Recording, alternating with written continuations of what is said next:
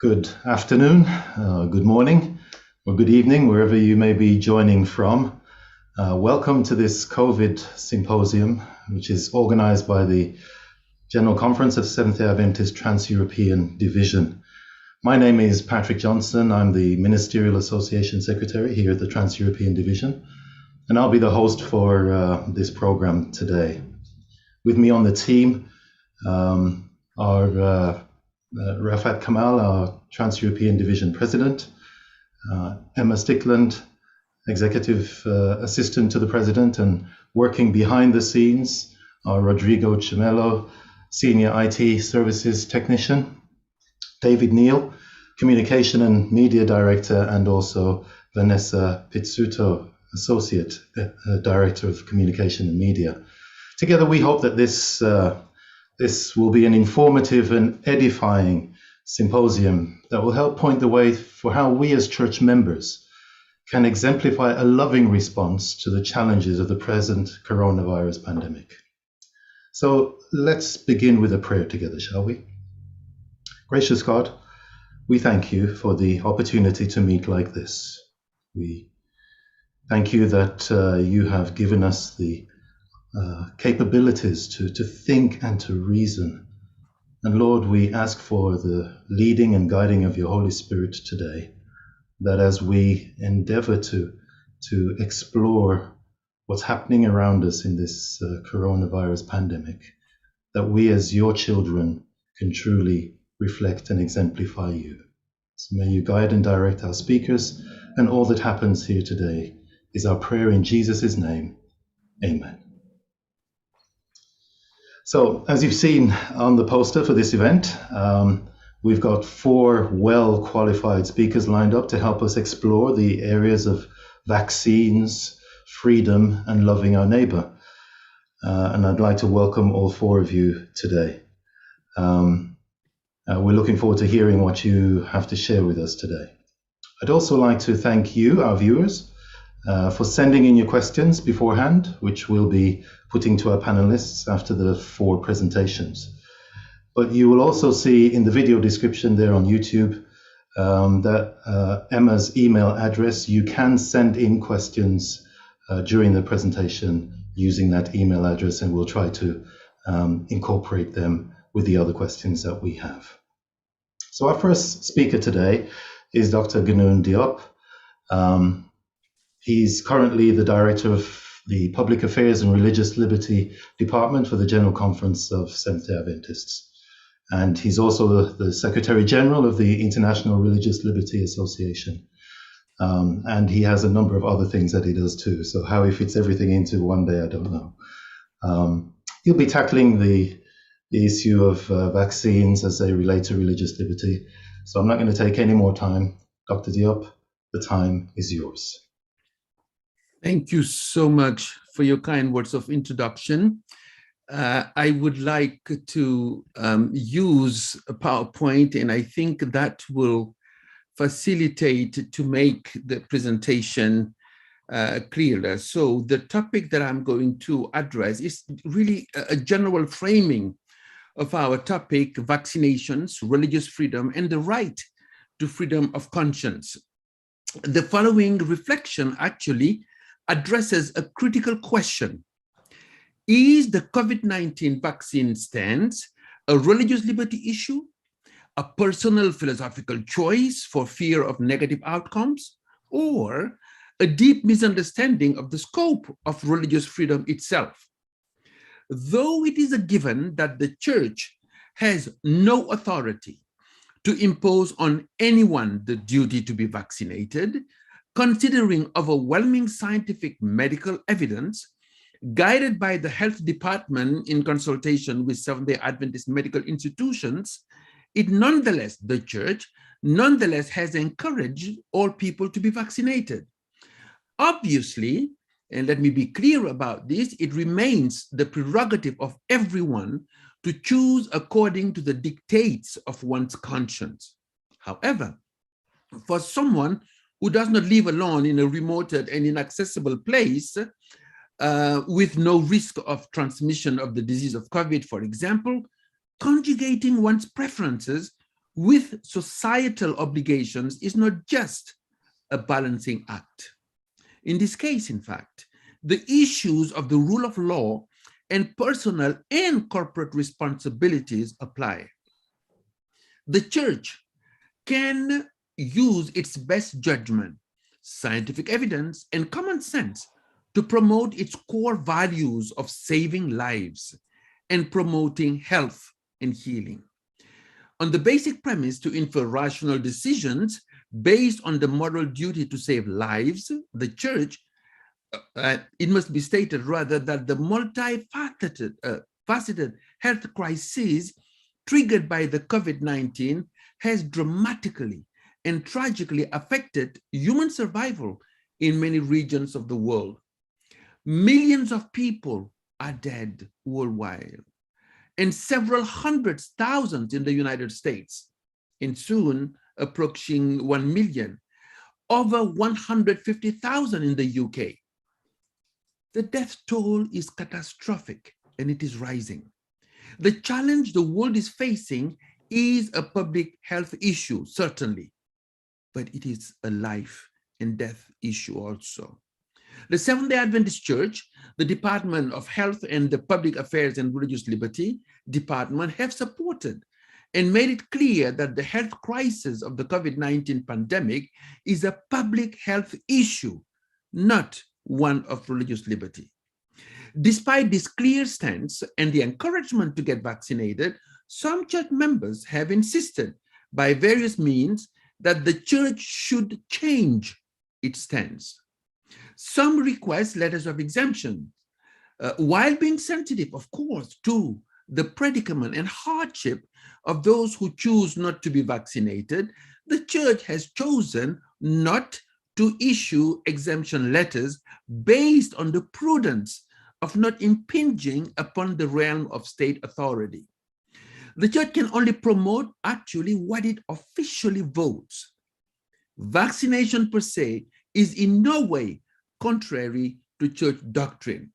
Now, personal conviction is not corporate responsibility, but corporate responsibility in the form of an official church position, such as, for example, the absolute right to observe the Sabbath, not to work on the Sabbath, not to take exams or to go to school on the Sabbath, is supported by international law and can benefit from accommodations and exemptions. This is not the case for the choice not to be vaccinated. No international law has been promulgated against vaccination. So the overwhelming majority of national medical experts and international health experts and institutions, such as the World Health Organization, recommend vaccinations in order to save lives and prevent avoidable death. Now, the question of religious freedom or freedom from logic. Of course, it is not helpful to question people's motivations. However, it has been reported that experts who have studied the issue have come to the same conclusion. I quote, "Almost everyone who claims a religious exemption is using it as a cover for secular concerns, like fear of side effects or a general distrust of government." Dr. Rubenstein Rice, a professor at UC Hastings College of Law, who has studied vaccine exemptions extensively, stated that, I quote, "I would be very surprised if more than a handful of these people are really thinking about religion at all," unquote. Now, this remark do not lead us to judge, of course, or disrespect those who choose not to be vaccinated. Respecting their dignity and human conscience is a must for the Christians we are. One of the key ideas actually of the article is the thesis that freedom of religion was never meant to excuse people from obligations to apply to everyone. Nonetheless, there are allegations that have been compellingly debunked regarding the possibility that the vaccine is more dangerous than the virus itself.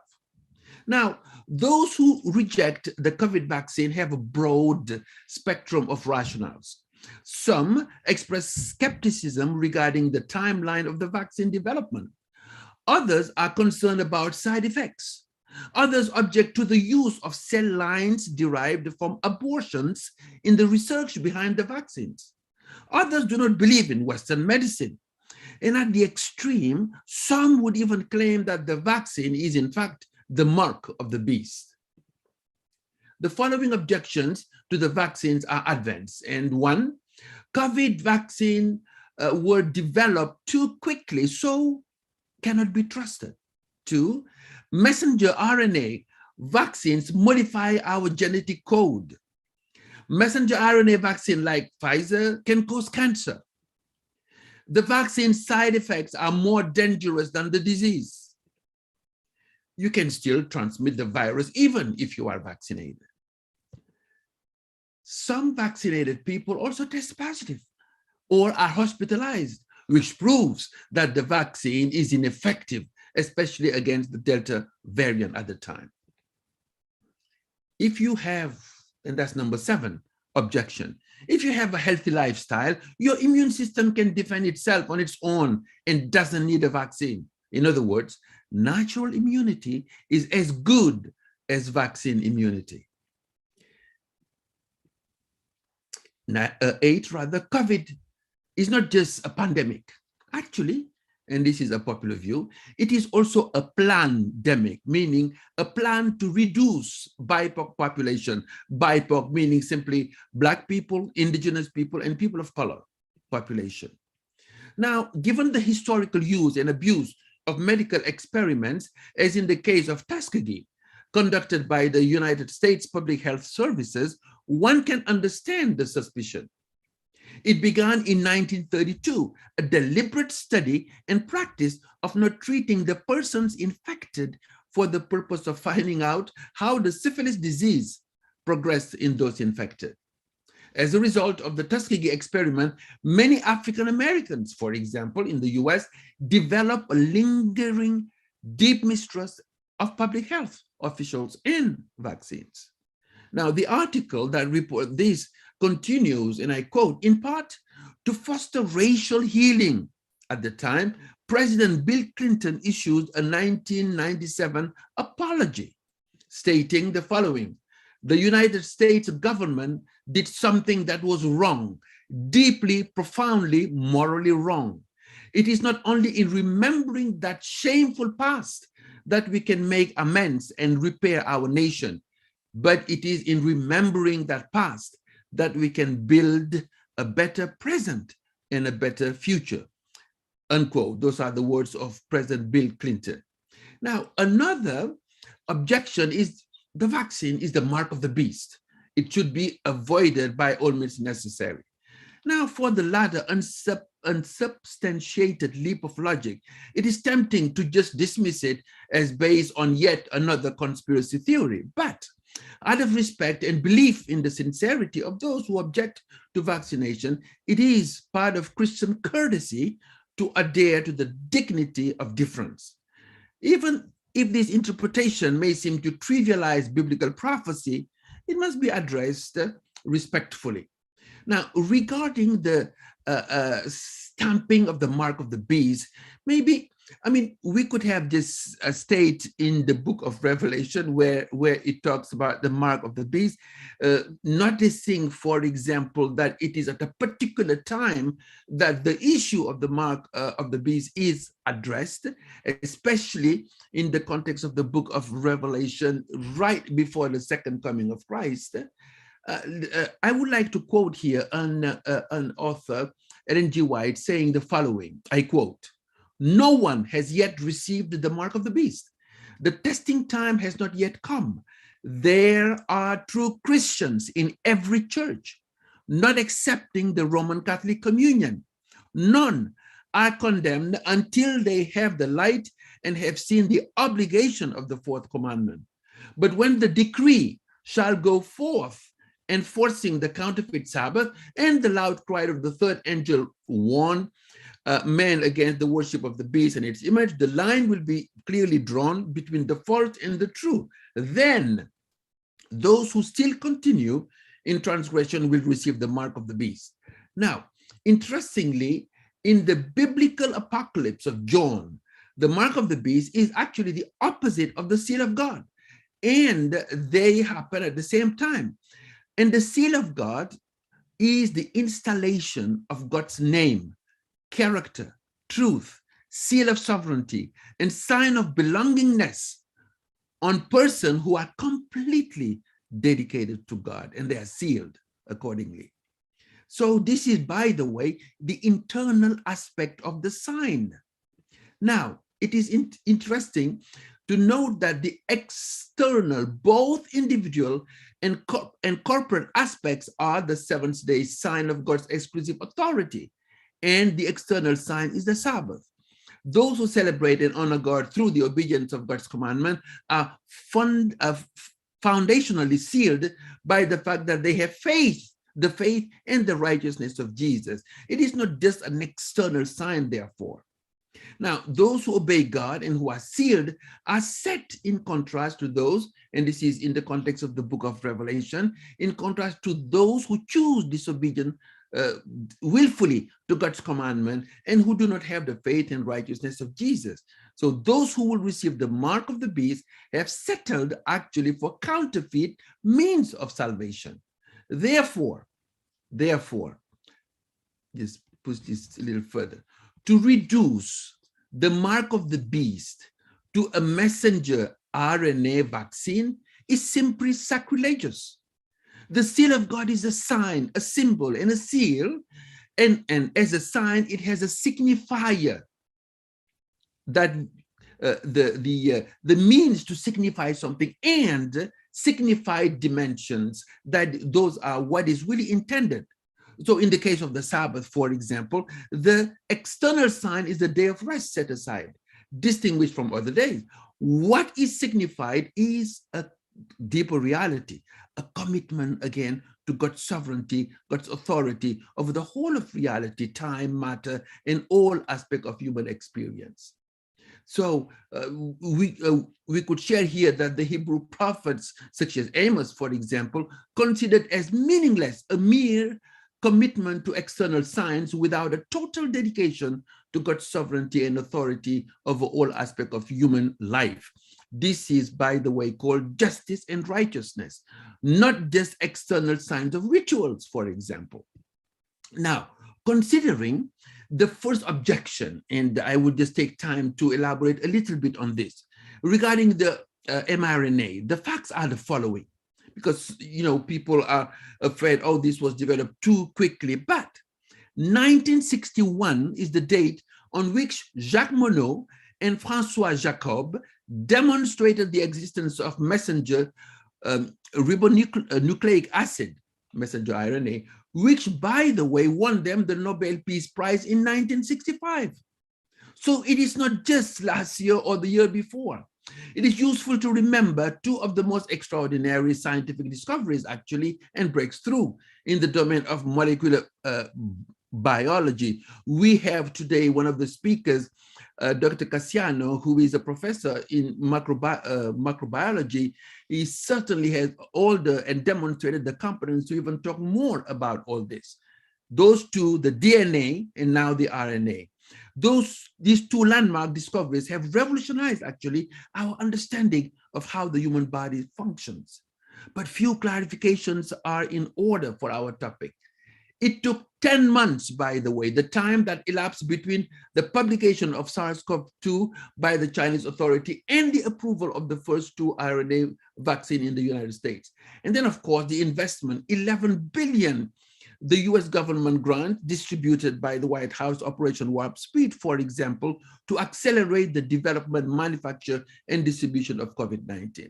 But now, there are some issues that we need to briefly consider here. The informal fallacies used to defend skepticism regarding the COVID vaccine are really not warranted. The accumulation of non sequitur inferences does not give credibility to these to the thesis actually against the COVID vaccination from a premise. For example, those who are vaccinated can catch the disease. That may be true, but some draw parallel that just do not add credibility to the case they would like to make.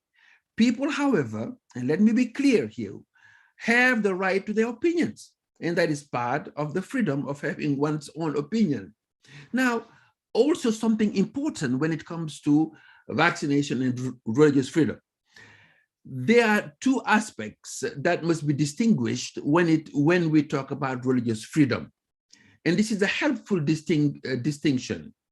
There are two aspects to religious freedom. The first one is what is called the internal forum internum.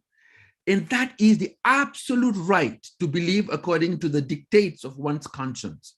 There should be no coercion whatsoever regarding this aspect of freedom. It is freedom from being forced to believe or not to believe, by the way. This aspect of religious freedom, again, is absolute, non-negotiable. The other aspect of freedom of religion or belief is the external forum or forum externum, the external expression of one's faith in the public space. But this one may be subjected to restrictions. And this is how, by the way, the International Covenant on Civil and Political Rights, ICCPR, Article 18 specifies in the following. I quote, restrictions on the freedom to manifest religion or belief only if limitations are prescribed by law and are necessary to protect public safety, order, health, or morals, or the fundamental rights and freedoms of others. Now, in the current context of the COVID pandemic, therefore, it is a matter of public health and safety to limit, for example, freedom of assembly. It just makes sense to stop the spread of the virus and thus save lives. On few occasions, it may have appeared historically that the Seventh-day Adventist Church is against vaccinations. That is far from the truth. Not only has the church encouraged vaccinations in all its history, but also the current reality in the church medical institutions shows an overwhelming support for the vaccination for the purpose of saving lives. In the education systems, for example, there is an overwhelming percentage of vaccinated people. An illustration from the most famous Adventist medical institution is significant. Loma Linda University medical institution had, and I must say had here, but because I wrote part of this in November, had 90% of their students vaccinated at the time, and 97% of medical doctors vaccinated. And this is even higher than the national in the US, than the national percentage. At the national level in June, that was last year, 96% of doctors were fully vaccinated according to the American Medical Association. At Loma Linda, religious declinations are offered at hospitals, yes, but must be accompanied by weekly testing. Now, there are cases where for medical reasons, exemption letters may be requested. In such cases, doctors are equipped and qualified to aid and specify the reasons why it would be unsafe for some individuals under certain circumstances to take the COVID vaccine. But those who claim that it is for religious reasons and who say that the vaccine is the mark of the beast, for example, now they should not try to instrumentalize the church to advance their own agendas. And that would be actually detrimental to the credibility of the church in the public space. And this could destroy the reputation of the church. The identity, mission, and message of the church would thus be severely compromised. So misusing religious freedom on the issue of vaccination weakens the pivotal position of religious freedom among other freedom. Actually, religious freedom does not exclude social responsibility. On the contrary, one of its distinctive features is solidarity with other human beings based on the dignity of human conscience. Now, on the issue of the government's entitlement to ask citizens to be vaccinated, it may be worth remembering the provision that I just mentioned of the ICCPR to protect public safety. Public health matters can be monitored by governments to prevent more death, as in the case of COVID-19. Obviously, vigilance is warranted to keep governments in check to avoid abuse of power and unlawful restrictions. Now, for Seventh-day Adventists who are committed to saving lives and who champion health, healing, healthy lifestyle, there are cases where vaccinations become a moral imperative. This disposition and encouragement of the church to be vaccinated is not against religious freedom. It is actually to secure the right to life for others who could otherwise be victims of a debilitating and deadly virus because of some people's negligence. Religious liberty is a compound freedom. It presupposes freedom of thought, of conscience, of choice, of assembly, and association. It includes the imperative of human solidarity, as I was mentioning, not only by virtue of human consciousness, but more fundamentally because of the sacredness of human conscience. Humans are temples of the Holy Spirit. This means that every person ought to be respected. To deeply respect human life by virtue of the mystery of human personhood includes the social responsibility to save lives, to protect people from harm. This is an incontrovertible dimension of what it means to be human and humane. So, though differing with objectives to vaccine for so-called religious reasons, they deserve our respect and have the right to their freedom of opinion.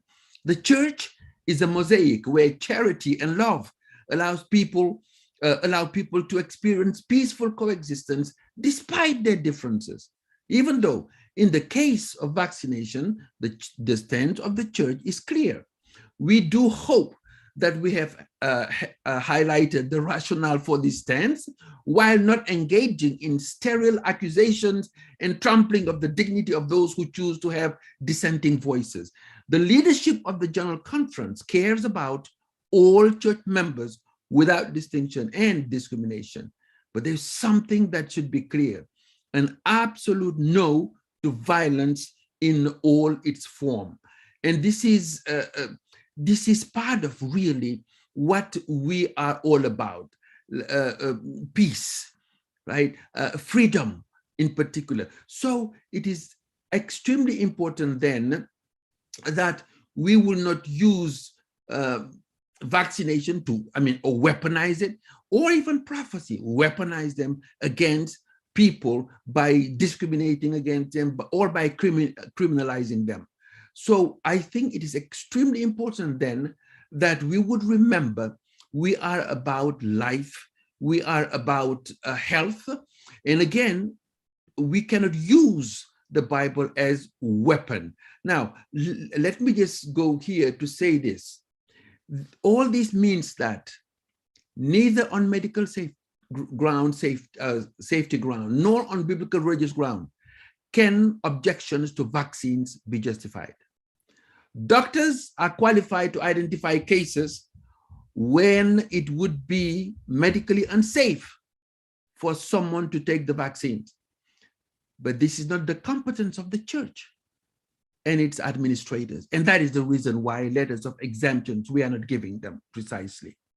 So in the limits of its social responsibilities and capabilities, church officials may, with discernment, provide advice, yes, in some cases, to protocol on how to responsibly engage civil authorities and public affairs help in the process, not by delivering letters of exemption, but by advising people on the protocol mechanism to engage civil authorities and to see on what ground accommodations on legitimate cases can be granted.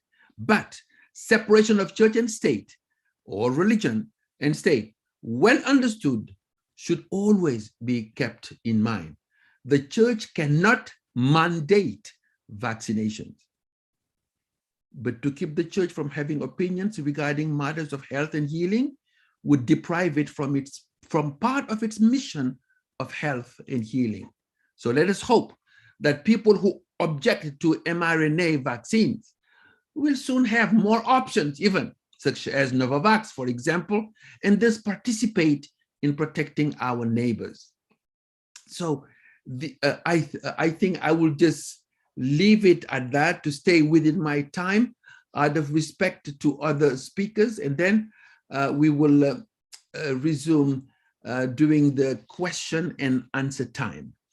May God bless each one of the participants and I hope having articulated the relationship between freedom of conscience, freedom of choice, religious liberty, and vaccinations.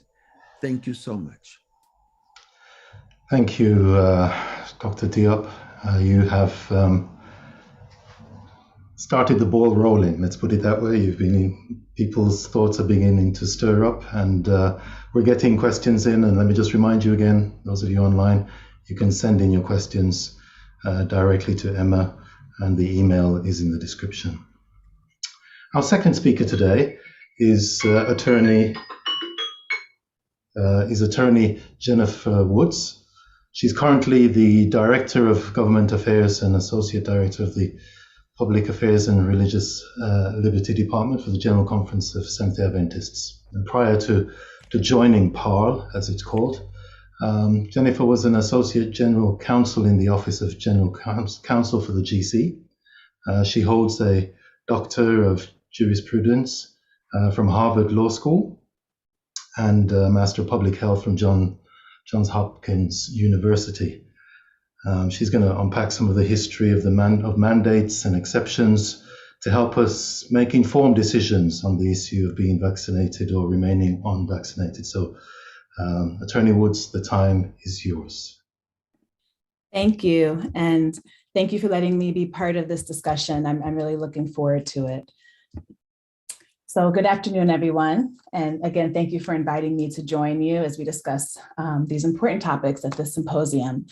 I want to start this presentation with a brief history of vaccines. And I know some of you may already know this, but I think just so we have the context of the history of vaccinations and mandates. So vaccinations have been around since the late 1700s when Edward Jenner first discovered a vaccine for smallpox. Before the smallpox vaccine was developed, smallpox was one of the deadliest diseases that was known to humans. And it's estimated that in Europe alone in the 18th century, over 400,000 people were dying annually due to smallpox. So when the smallpox vaccine was introduced by Jenner in 1796, it literally saved hundreds of thousands of lives. Since that time, vaccines have been developed for a number of diseases. Now, the goal of vaccination is both individual and herd immunity. So herd immunity occurs when enough individuals in a community become immune to a disease to make it spread unlikely. And as a result, the entire community is protected, even those who are not themselves immune to the disease. And herd immunity is usually achieved through vaccination. That's one of the quickest ways and safest ways to reach herd immunity. Depending on the disease that we're talking about, though, different percentages of the population will need to be vaccinated in order to reach the levels necessary to reach herd immunity. So for example, to reach herd immunity against measles, which is a highly contagious disease, it requires about 95% of a population to be vaccinated. And then the remaining 5% will be protected by the fact that measles won't spread amongst those who were vaccinated. In comparison, for a disease like polio, the threshold to reach herd immunity is around 80%. Because of the high rates, though, of vaccination that's needed to reach herd immunity, many governments have launched vaccination programs and vaccination campaigns for these highly contagious vaccine-preventable diseases. And thanks to these vaccination campaigns, diseases like smallpox and polio, measles, mumps, rubella, diphtheria, just to name a few, are either non-existent or virtually unheard of.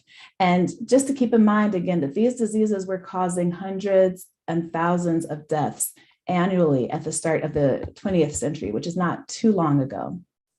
So since the beginning of the vaccine campaigns, there have been pushback, especially when governments have started to mandate vaccinations as part of their public health initiatives. For example, in the United Kingdom, vaccination for smallpox became mandatory with the passage of the Vaccination Act of 1853.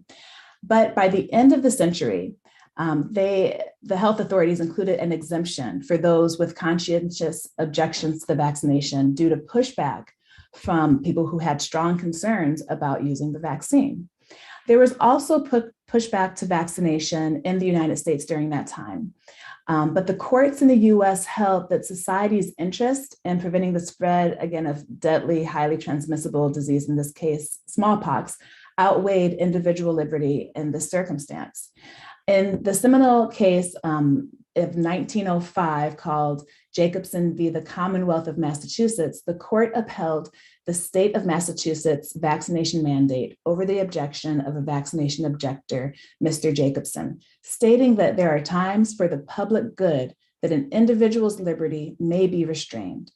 Courts have held that states have a compelling interest in the protection of its citizens from communicable diseases.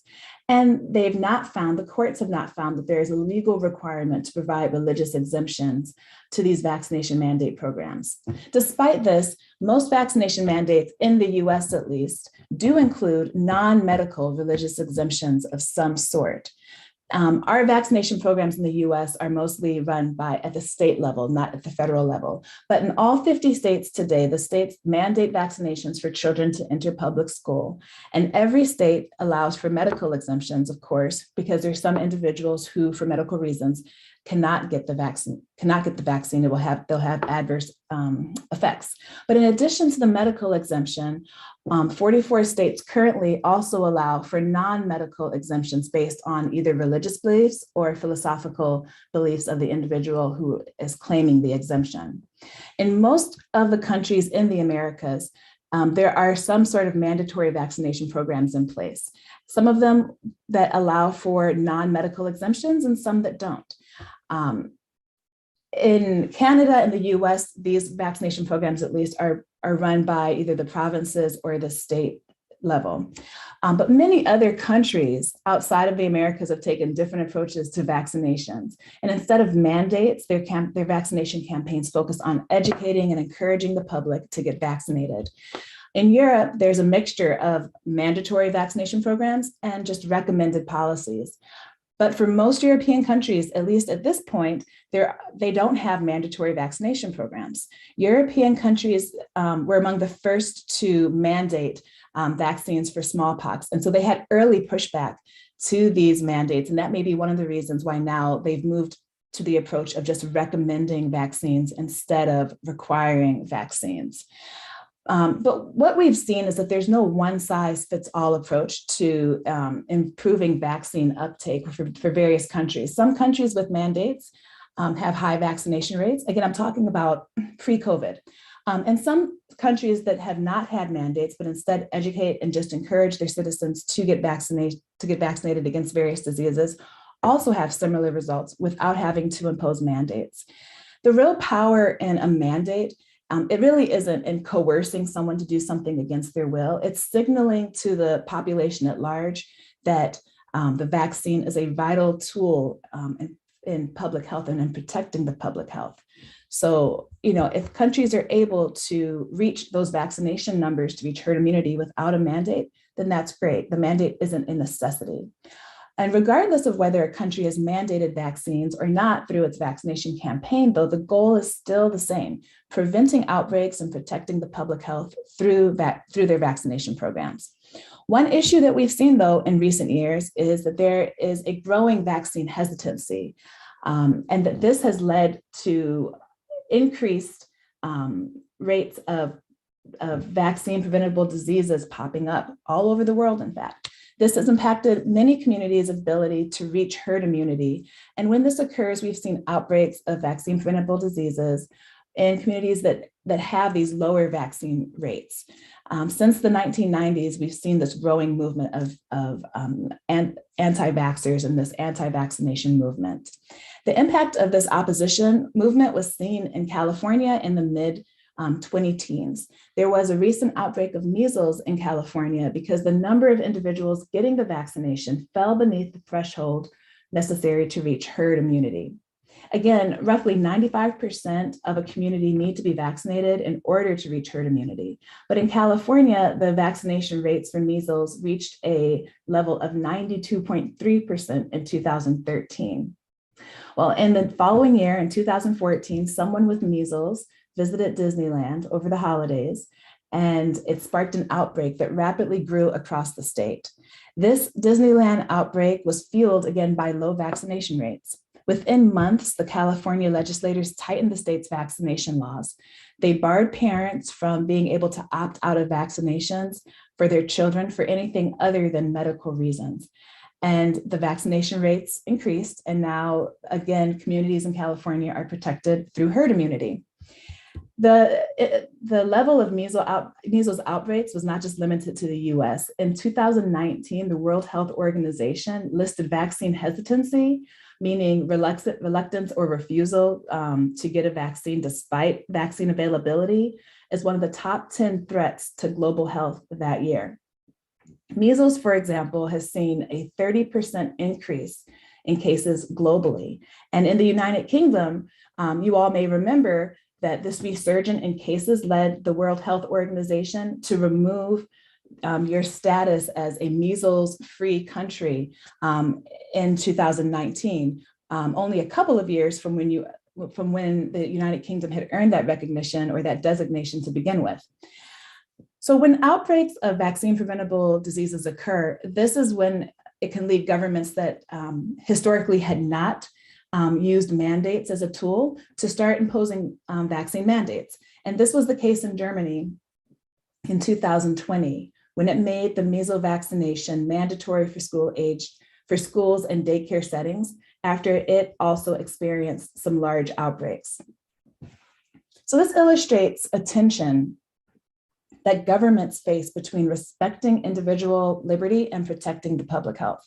What's in an individual's perceived best interest may at times not be in line with what the government has determined is in the best interest of the community at large. And when governments consider whether to mandate vaccines, they're balancing these two competing interests, protecting individual freedoms and protecting public health. They're weighing to what extent they can allow an individual to act according to his or her conscience without exposing the community to harm based on that individual's actions. To ethically justify vaccination mandates, the overall benefit of the mandate needs to outweigh the risks involved. And vaccination mandates have met this burden historically in certain contexts because of the overall benefits of reduced community spread and fewer deaths. That's found to be a compelling overall benefit that outweighs the risks involved of a mandatory vaccine. Vaccination mandates can serve to further protect the most vulnerable among us, including people with disabilities and fragile immune systems, children too young to be vaccinated, and vulnerable communities such as communities of color. Vaccination mandates can also serve as a safeguard for individuals whose work requires them to have regular exposure to the public, like teachers, doctors, and nurses, bus drivers, and grocery store employees. Countries are implementing various vaccination policies in trying to figure out the best way to respect individual freedom while protecting the public health as we now face this pandemic. Some countries have decided to use vaccine passports that allow only vaccinated individuals to access certain places of business, such as restaurants or theaters or other public places. Some countries like Austria have decided to impose broad mandates with no exemptions that are non-medical in nature. And in a number of countries, including the United States, the UK, and France, vaccine mandates are sector dependent, where certain segments of the population are required to be vaccinated depending on the work that they're engaged in, such as healthcare workers, because of the exposure that they have to vulnerable populations. But there are risks involved whenever we talk about mandating vaccines, because individuals who, for whatever reason, are already opposed to a vaccination, these policies may actually have an opposite effect. It may make those individuals even more distrustful of the vaccines when someone is trying to force it on them. And this causes many health experts to be nervous about mandatory vaccination because these policies, again, diminish the trust that individuals may have in their medical authorities in the long run. And this has led to an increase in anti-vax movement in countries across Europe and around the world. So what about those individuals who object to vaccinations on religious ground? We all know that religious freedom is a fundamental human right, but that does not give people the right to use their religious freedom to inflict harm on others, as Dr. Diep talked about earlier. In the US, where the vaccination mandates have been in place for a number of years and where many employers have begun to require vaccinations for their employees, we have a law called Title VII of the Civil Rights Act of 1964. And this requires employers to reasonably accommodate an employee's religious observance or practice unless that accommodation would pose an undue hardship on the conduct of the employer's business. This would allow employees to request religious accommodations to vaccinations if the objection is based on a sincerely held religious belief. But as was stated in the earlier presentation, a religious belief does not protect personal non-religious beliefs such as social concerns, political concerns, economic views, or personal preferences regarding the safety of or efficacy of the vaccination. Objections to COVID-19 vaccination that are based on these non-religious bases about the possible side effects don't qualify as a sincerely held religious belief that would rise to the level of requiring an accommodation.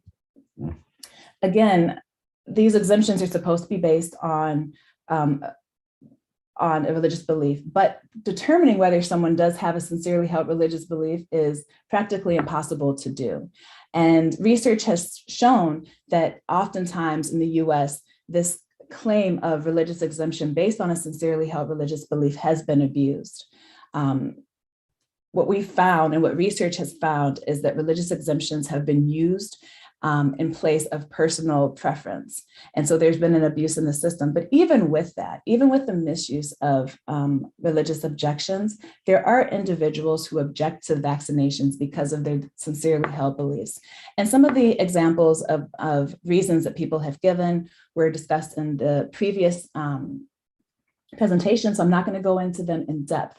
But there are four that I'll just touch on briefly, and that is the body temple doctrine, which is people that have a concern of putting something foreign into their body, and that it would be a violation of their sincerely held religious belief to put a vaccine of any kind into their body. And there are individuals who are not just anti-COVID-19 vaccinations, but they're anti-vaccinations in general.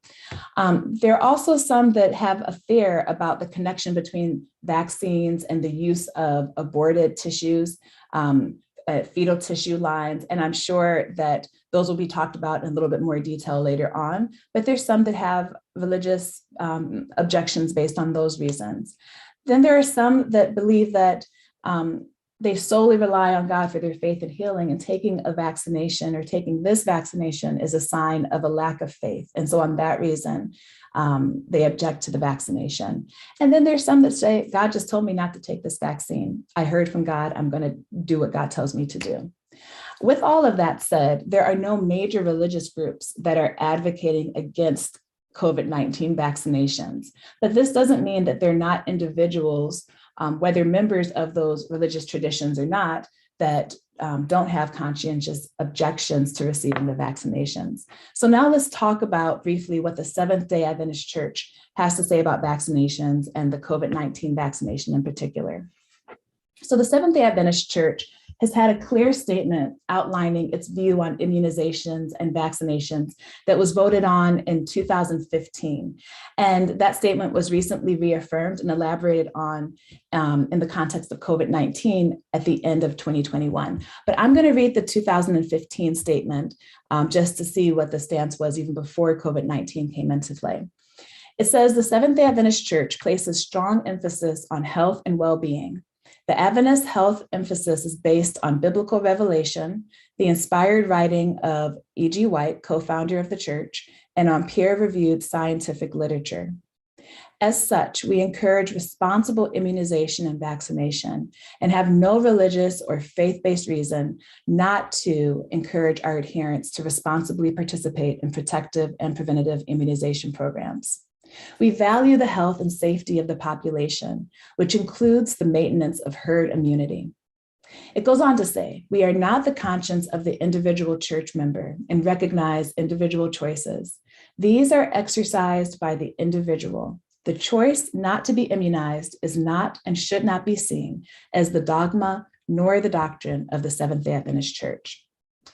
As I said before, at the end of 2021, on October 25th, there was another document that was produced by the General Conference Administration. This was a group of individuals from the Biblical Research Institute, the General Conference Health Ministries, the Public Affairs and Religious Liberty Department, the Office of General Counsel, and also counsel from the Loma Linda University Health. And it builds on the immunization statement from 2015 and affirms that statement, and then gives some additional information on COVID-19 vaccines.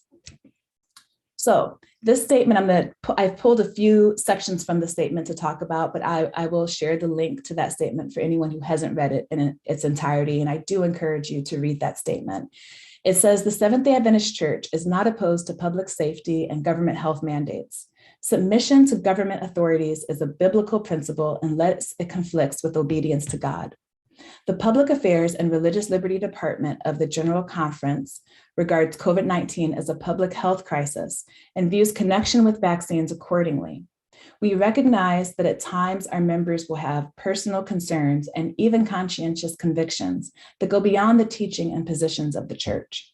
In these cases, the church's religious liberty leaders will do what they can to provide support and counsel on a personal basis, not as a church position, even at times assisting members in writing their own personal accommodation requests to employers and others. To avoid confusion, however, about the church's own positions, it will often be the case that in such circumstances, the church will not wish its support or advocacy for the member to be reflected in public correspondence or communications. And as Dr. Diep mentioned before, the church, the Public Affairs Religious Liberty Department, will not write letters of accommodation request letters. However, we are a resource to help individuals in navigating how to write a letter if that is something that they feel convicted to do. So we are here to assist, but our department will not write letters, and we will not use church letterhead if a member wants to write a letter. So there is some balancing that goes on there. The document goes on to explain why it's important for the denomination not to be seen as advocating members' personal convictions as church doctrines or official positions of the church. It says, it is important for the church to preserve its ability to speak to issues that are central to its system of beliefs and identity, and that its influence not be diluted by pursuing personal convictions and agendas that are not central to its gospel and prophetic concerns. The Seventh-day Adventist Church is convinced that the vaccination programs that are generally being carried out are important for the safety and health of our members and the larger community. Therefore, claims of religious liberty are not used appropriately in objecting to government mandates or employer programs designed to protect the health and safety of their communities. If we use our religious liberty resources in such personal decision advocacy efforts, we believe that we will weaken our religious liberty stance in the eyes of the government and the public. Such efforts would make it less likely that these arguments will be heard and appreciated when they're used for matters of worship and religious practice. I want to highlight just one more section of this statement. And it says the Seventh-day Adventist Church respects each individual's freedom of choice to make responsible decisions regarding their own health. The decision whether to take the vaccine or not is not a matter of salvation, nor is it related, as some may suggest, to the mark of the beast. It is a matter of personal choice. We firmly believe that in matters of personal conviction, we must be guided by the word of God, our conscience, and informed judgment. In weighing the various options, we should also take into consideration that the benefits of vaccination extend beyond oneself and help to protect the local and global community at large. And I wanted to highlight that last section because it shows that whether or not to get vaccinated is not just about us as individuals. It's about more than us. It's about our neighbors. It's about our community and about protecting the vulnerable among us. And I just want to leave with these last few points. The Seventh-day Adventist Church is made up of members with diverse opinions and thoughts on a number of issues, even outside of COVID-19 and whether to get vaccinated or not. We have differences of opinion on many, many things. And of course, our views about the vaccination and whether to take it or not are no different. So I want to end with some biblical guidance that we as Christians should keep in mind as we discuss this issue of vaccination. First, we're called to love our neighbors as ourselves. Jesus gave us the command or the mandate in Matthew 22, verses 37 through 39. It says, Jesus replied, "Love the Lord your God with all your heart and with all your soul and with all your mind. This is the first and greatest commandment. And the second is like it. Love your neighbor as yourself." Second, we've been called to be Christ-like, meaning that as we disagree and share our differences of opinion on this issue, we're to do it in a way that Jesus would. 1 John 2:6 says, "Whoever claims to live in him must live as Jesus did." So we all need to step back as we have these discussions, which sometimes can get heated and sometimes can become less than civil, and make sure that we're reflecting the love of Christ when engaging in these or other difficult issues, when people hold very strong personal beliefs. And lastly, we are called to be one so the world can see and be led to Christ through us. John 17:20 and 21 says, "I pray also for those who will believe in me through their message, that all of them may be one, Father, just as you are in me and I am in you. May they also be in us so that the world may believe that you have sent me." We can have differences of opinion and still be unified in Christ. And my hope and prayer is that as we continue this discussion, and after the next two presentations, as we enter into this Q&A portion, that we do so keeping these biblical principles in mind. And with that, I will end my presentation. Thank you. Thank you very much, Attorney Woods. You really laid that out very nice and clearly for us, the whole thing with exemptions and mandates, etc. So thank you. And we're still getting in questions, and thank you very much for those. We're encouraging you to keep sending in your questions to the email address that is there. Our third speaker today is Dr. Peter Landless. He's a medical doctor who's currently serving as the director of the Health Ministries Department of the General Conference of Seventh-day Adventists. He's an adjunct professor of medicine at the University of Maryland School of Medicine and adjunct associate professor at the Loma Linda Schools of Medicine and Public Health. So today he's going to help us try to balance the principles of the Adventist health message with the need for immunization. Dr. Landless, the time is yours. Thank you very much. What a privilege it is to be with you today. Thank you for the invitation, and also thanks to my colleagues for outstanding presentations. It's a privilege to share with you some thoughts on the on living wisely through and beyond the pandemic, particularly as this relates to the church. And there has been much discussion, and today's focus, excuse me, is particularly related to how does the Seventh-day Adventist Church, with its particular DNA in health, right from the beginning, health has been germane to who Seventh-day Adventists are, even before we got a name in prior to 1863. Co-founders of our church had understandings, had visions of health practices. Joseph Bates left aside significantly damaging health practices, including caffeine, alcohol, tobacco. And we know that Ellen White in 1848 spoke about the dangers of tobacco. And then only in 1863 did we see the major health vision. So right from when we started our very beginnings, and when we go back to creation, God placed us in a situation, a beautiful setting where health, holistic health, could be preserved, could be maintained, and could be practiced.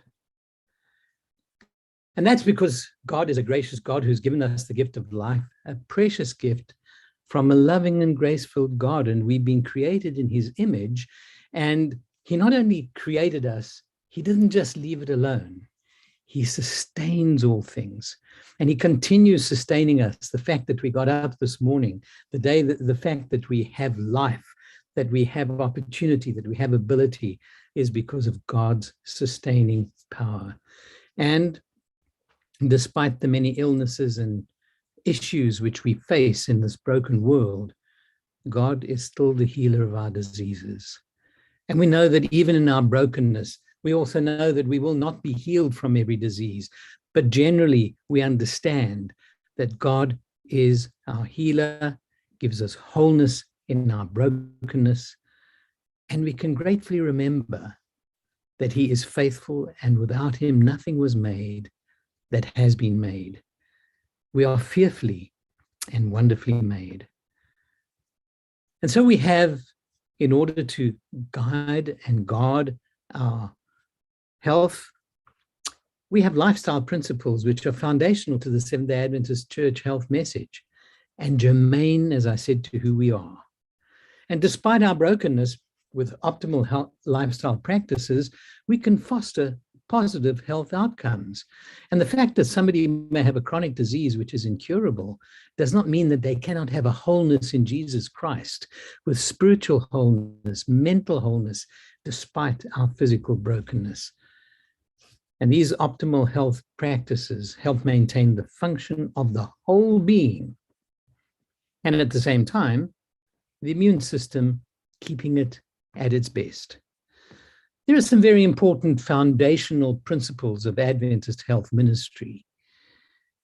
And these are key to remember as we tackle any health issue, and particularly the one under discussion today. The Bible is foundational to all we as Seventh-day Adventists believe in and practice in our health ministry. Our health ministries are consonant with the Spirit of Prophecy counsels. It's wonderful and affirming and encouraging when we see how science over the years has confirmed in so many situations what was explained and shared with the church through Ellen White 120 years ago. What a blessing we have that we've had this information. What challenges me and troubles me is that we as a church have selective hearing, because we listen to what suits us at times and we don't listen to what doesn't suit us. Confirmed by peer-reviewed, evidence-based health science, so what is biblical foundation, consonant with the Spirit of Prophecy, and, as I've mentioned, confirmed by peer-reviewed, evidence-based health science. And this is a crucial component, because whenever we test something, which should it be regarded as safe or useful, then we need to see whether it withstands rigorous scrutiny. Is there robust evidence for its use? Ellen White gives some important principles, many important principles, but how do we interpret science and balance it against the Word of God? Some people say, well, science is not trustworthy. We should move away from it and just trust the Word of God. Of course, we trust the Word of God fully. And that is, as I mentioned, foundational. But she counsels and says to us, rightly understood, science and the written word agree, and each sheds light on the other. Together they lead us to God by teaching us something of the wise and beneficent laws through which he works. And this has been my experience in a career in medicine and latterly in health ministry and administration, that God's teaching shows us his wise and beneficent laws. It's amazing to see what God has created, how it all comes together, and how it works. And of course, and I emphasize this very, very significantly, lifestyle interventions are foundational to staying well. It saddens me that I receive even today letters which say the church does not talk about lifestyle and healthful living as important in this pandemic. That is totally untrue. In every presentation, every documentation that we have produced and worked with, lifestyle, the health message are key and foundational. What is clearly understood is that right now being discussed and taking the forefront of conversation are the questions surrounding the COVID-19 pandemic. But as a premise and as a foundation and as an ongoing, not only thread, but chain of instruction and encouragement, lifestyle interventions remain a key and foundational approach of the Seventh-day Adventist Church in maintaining holistic health. And so there are many programs, you're aware of many of them: celebrations, New Start Plus, Creation Health, 8 Weeks to Wellness, Win Wellness, and many more. Programs which are evidence-based, programs which have been constructed on the 8 natural remedies and sharing with us how best we can be helpful. We have not, nor dare we, move away from these foundations. I'm also interested that people say, well, you know, we want to boost our immune system. I would share with you and encourage you that the best way to have a boosted immune system is to live the Adventist health message all the time. Because an immune system, to function optimally, needs to be cared for. And that is not only by what we eat, how we rest, exercise, drinking lots of fresh, clean water, safe and careful exposure to sunlight, temperance, trust in God. So many of all of those 8 natural remedies which come to bear, and then bearing in mind the importance of optimism and others, which I'm going to share with you, and social support in helping us to be healthy. What are the factors affecting our immunity? Age, the extremes of age, the very, very young, the older. It's at these times that people are the most vulnerable because of the changes that come in the immune system. Pregnancy is a vulnerable state for infections because of some immune compromisation in the pregnant state. Lack of sleep.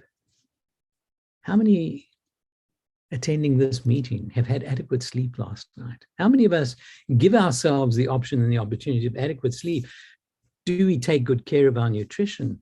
What about the issues of the obesity situation, which is rampant around the world, and metabolic syndrome, inactivity, not moving, severe stress? And during this pandemic, all of us have been affected by stress, isolation, separation, loss. And then I mentioned lack of immunization affects our immunity. If we are primed against many of the infectious diseases, as has been mentioned in our previous presentation, many of those diseases have either disappeared or have become far, far less common than they used to be. And as again was mentioned, we're seeing resurgence because of the vaccine hesitancy in diseases like measles and rubella. So it's important to keep the immune system primed and aware. Optimal immune health depends largely on our nutrition. More veggies, plenty of fruits, whole grains, plant foods, healthy fats, choose the unrefined foods.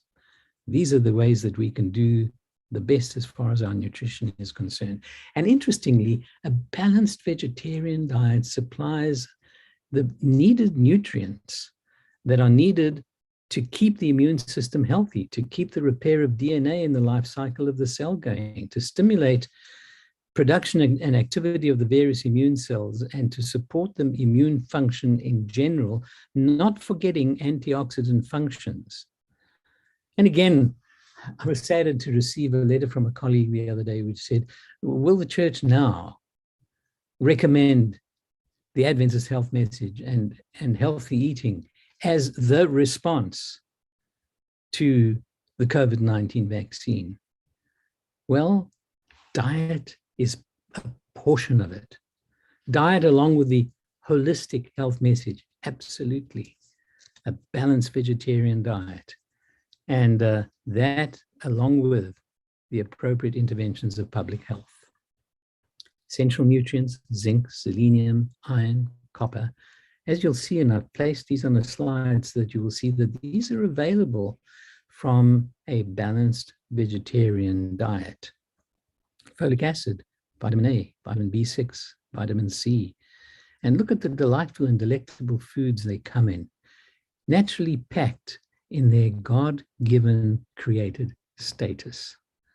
Vitamin D, safe exposure to sunshine daily, dairy used as in moderation, certain mushrooms, fortified foods and cereals, and supplement as needed to maintain healthy blood levels. And this is important that we know our numbers, that we have this checked, and that we do the appropriate supplementation when it's needed.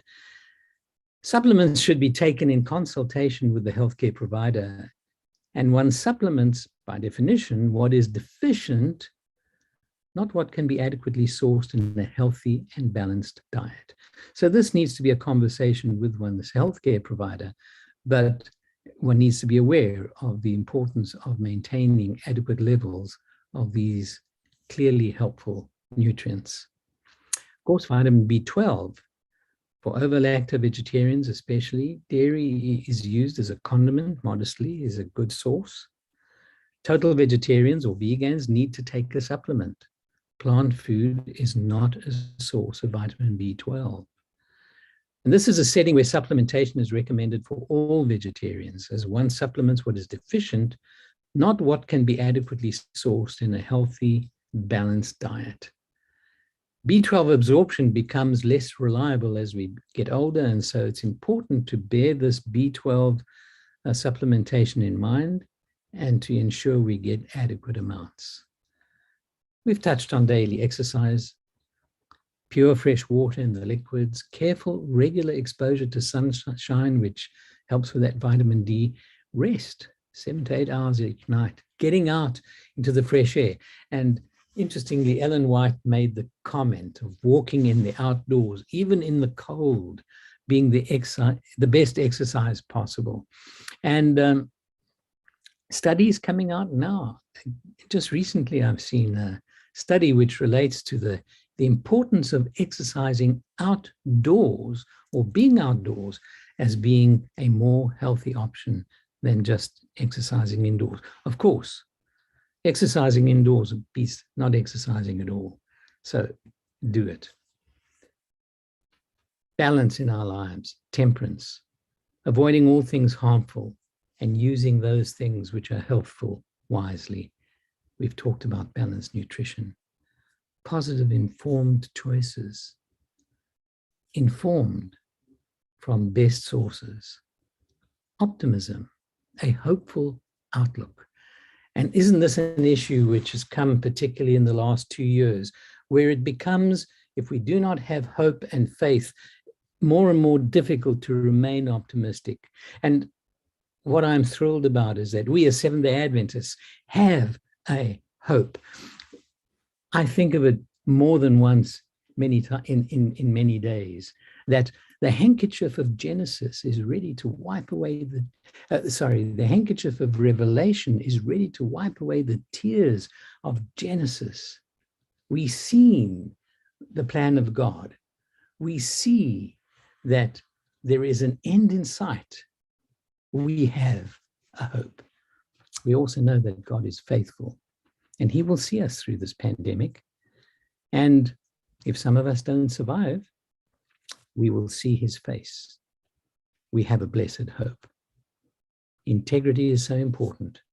As I read many of the questions that come across my desk every day, I'm saddened at the lack of integrity by many who promote, promulgate, and preach and teach wrong and fictional so-called science and theories. We need to have integrity and be honest. Of course, during this crucial time, in living a healthful life, supportive relationships and connectedness, staying in touch is important. Trust in God is foundational. Let's remember why we are here, whose we are, to whom we belong, and who is leading us. And I would posit that we look very carefully at this, that trust in God and all the good things we have mentioned, trust in God is the foundational. An important adjuvant to prevention, though, and living healthfully is also immunization. It's not, as some people say, we can just do this by living healthfully, or others who say, I'm just going to get vaccinated and live as I please. It's not either or. It's a both and. Monitor your health, act on your numbers, have regular checkups. Even during the pandemic, make sure that you are followed up. Don't ignore symptoms. Minimize your risk. We've seen an interesting decrease in common colds and flu even, although it seems to me that the flu is beginning to rise again. I don't know whether that's COVID fatigue, but washing hands often is very, very helpful. Avoid contact with those who are known to be infectious. Wear masks appropriately. And if one is symptomatic, fever, cough, runny nose, stay at home. Clean, disinfect, regularly touch surfaces. Undertake responsible, informed immunization. This has been covered so articulately and clearly by Jennifer. I really thank her again for her presentation. And so the Church encourages responsible immunization, thought through, studied, evidence-based, and where the benefits outweigh the risks. But again, the Church, as was emphasized, is not the conscience of the individual, and the individual needs to make their own choice. Again, emphasizing that the choice not to be immunized is not and should not be seen as the dogma or the doctrine of the Seventh-day Adventist Church. What does the Church say about the COVID-19 vaccines? Again, this has been well addressed already, and in the interest of time, I will not repeat everything. But this is a reference to the initial informationals which came out with the COVID-19 vaccine, written by the representatives from the General Conference Department of Health Ministry, the General Conference Biblical Research Institute, and Loma Linda University School of Pharmacy and School of Public Health.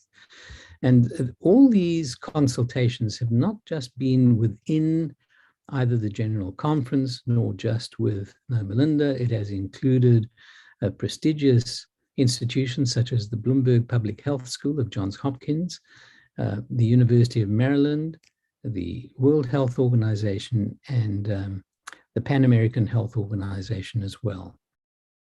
There's a more recent document, and this too has been carefully discussed, looking at the issues related to mandates. But given the ongoing disinformation and concerns regarding public health mandates, the Church released its affirmation or reaffirmation of our response to COVID-19 vaccines. And this again has been covered. The problem related to the mark of the beast, Dr. Diop mentioned this right in the introductory presentation, and masterfully covered this component. And we are clear in our thinking that the COVID-19 vaccine is not the mark of the beast. It should be clear that Seventh-day Adventists understand the mark of the beast to be a non-literal mark, but a sign of allegiance that identifies the bearer as loyal to the power represented by the beast. So what does the church say about the COVID-19 vaccines, looking as far as taking a vaccine being unclean? Again, this has also been alluded to already in the presentations today.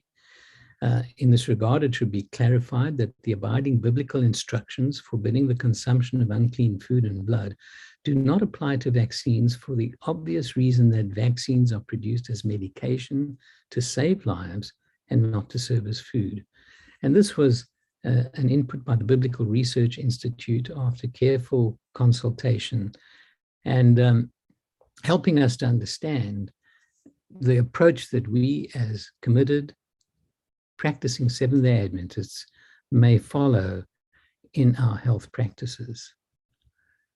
The current science on the vaccines is going to be very, very masterfully presented by Dr. Cassiano.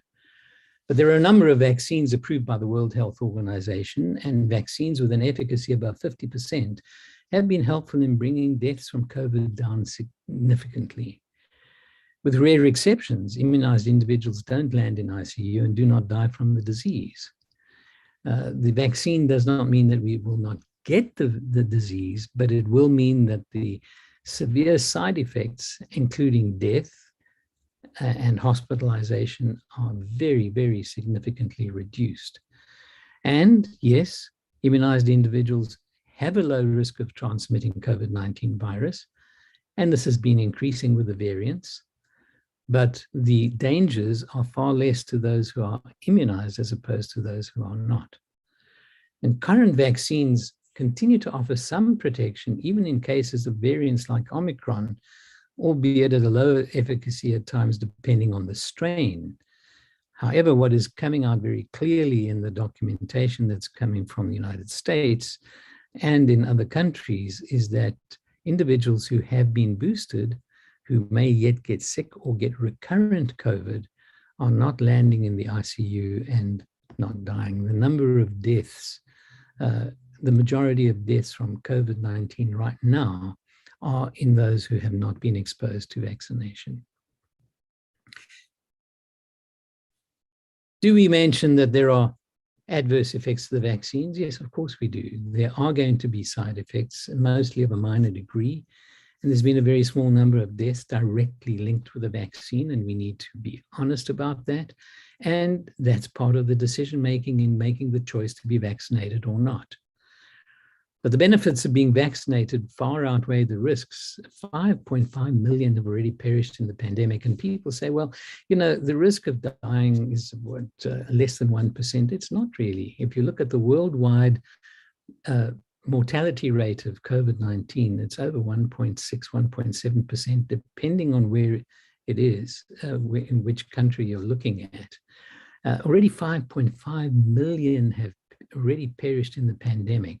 When you look at a 1.6, 1.7, almost 2% mortality, it means 2 out of every 100 people. Dr. Cassiano will mention to you the safety of the vaccine in relation to that.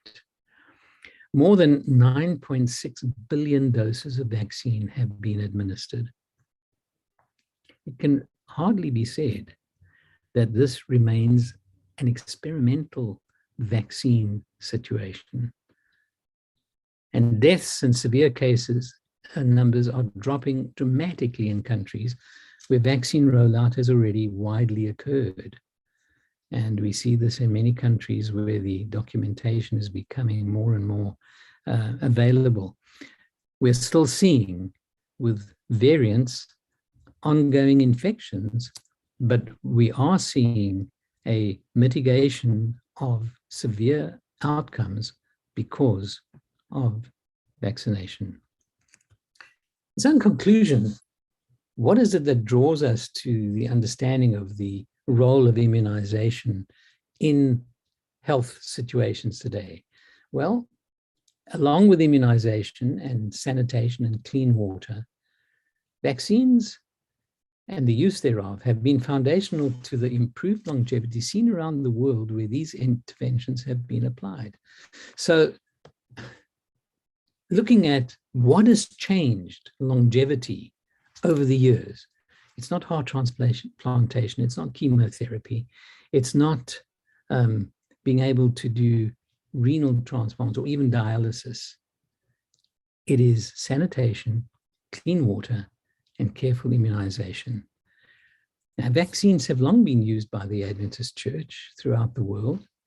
Along with good health practices, they've provided protection against many infections and prevented illness and death, and have been used by missionaries very faithfully over the years. And as we witness the global magnitude of the pandemic, the deaths, the disability, and the long-term COVID-19 effects that are emerging in all age groups, we are encouraging our members to consider responsible immunization and the promotion and facilitation of the development of what is commonly termed herd immunity. Notice, we're encouraging, we're not mandating it as a church. And this has been mentioned a number of times in the presentations so far. The decision to be immunized or not is the choice of each individual and should be taken in consultation with one's healthcare provider. These are very important issues. Personal research, prayer, careful study, discerning God's leading, and these will give us peace and assurance in our decision making. I believe that by God's grace, He is leading His church. Will we all agree on the way forward? Most certainly not. Sadly not. There are real fears. There are real questions. We need to listen to each other. We need to hear each other.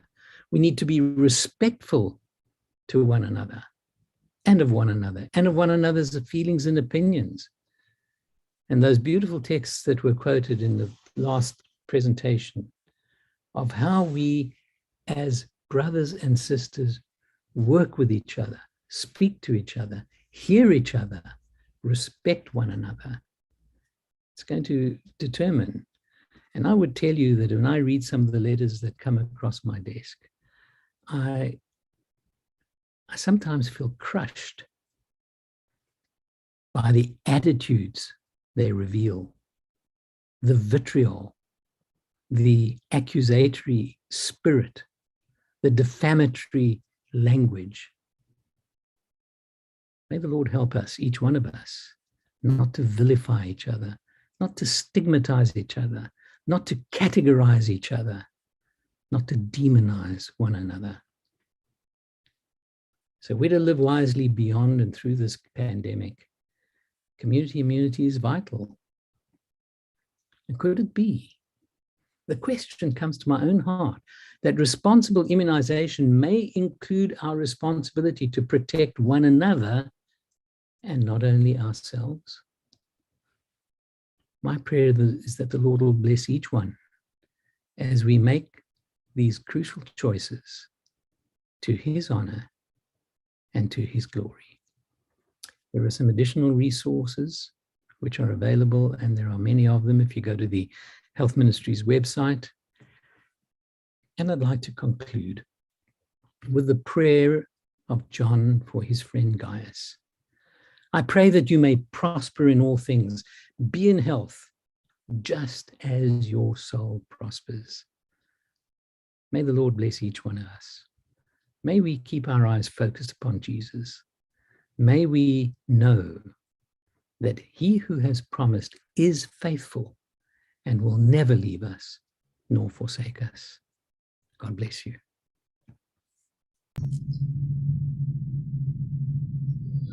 Thank you very much, Dr. Landless. You have underlined very clearly that we definitely live by our health principles that we've always had, and how this can be combined with, of course, medical knowledge today. So thank you very much for underlining that for us.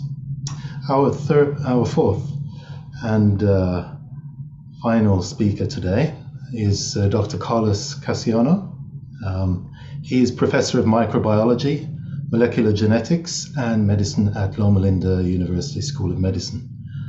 And he's going to give us an overview of the current scientific and medical understanding of the COVID-19 pandemic, the effectiveness and limitations of COVID vaccines, and I believe a brief summary of the literature on alternative treatments. So, Dr. Casiano, you're welcome, and the time is yours. Thank you very much for this invitation. I'm glad to be here. It's a pleasure to share some of the knowledge that we have on the current pandemic. And greetings from Loma Linda University. I'm in my office in this building right now. I'm just beginning to see the sun out. So it's really nice to be with you today. These are the topics that I intend to discuss briefly within the next half hour. The current state of the COVID pandemic. I'll talk a little bit about coronaviruses, the concept of natural immunity. When we talk about natural immunity, what are we really talking about? The modulation of the immune system by the SARS-CoV-2 virus, COVID vaccines, how do they work, how effective, how safe they are, and I would like to also touch on alternative COVID medications. This is where we are now in the COVID pandemic. These are the data from Johns Hopkins University as of yesterday. So we have lost about 5.5 million people around the world to this pandemic. And these are numbers of people who have died, and it has been documented that they died from COVID. In the end, the numbers are going to be much higher once we have an idea how much excess death we had in the different countries. And this is a pandemic that doesn't go away. This pandemic started about 2 years ago. We're going into the third year, and now the pandemic is affecting strongly not only here in the United States, but also in Europe, South America, many different continents due to the rise of the Omicron variant. And we'll talk a little bit about this variant and why this variant is causing so many cases and hospitalizations. This is a picture of COVID-19 in Europe as of yesterday. The country with the highest number of cases is the UK, with about 15 million cases, followed by France, Russia, Italy, and different countries. In terms of deaths, the country with the largest number of deaths so far is Russia, with over 300,000 deaths. Now, if you look at the overall death, and this is the number of deaths per cases, the overall deaths fluctuates between 1 to 3% depending on the country. Right now in Europe, the country that has the lower overall death rate is the Netherlands with 0.5. That means 1 in every 200. The UK has an overall death of 1, that's 1 in 100, whereas Romania has an overall death of 3, which is 3%, 3 in 100. To look at it this way, let's suppose that you go to a church that has 1,000 members and all the members get sick because of Omicron and Delta and the other variants. That means that the overall rate of death in that church is going to be about 20. So that church will lose about 20 members with an overall rate of about 2%, which seems to be the average around the world. But we have to take these numbers in the context of age. Because if you look at the overall death per age, what you see is that people that are 80 years old and above, their overall percent death is about close to 15%, followed by 8% in people that are 70 to 79 years old. And then it goes down as the people are younger. But it doesn't mean that children don't die of COVID. It says 0% here because it's less than 1%, but we're gonna see the numbers in a while. Yes, children can die of COVID.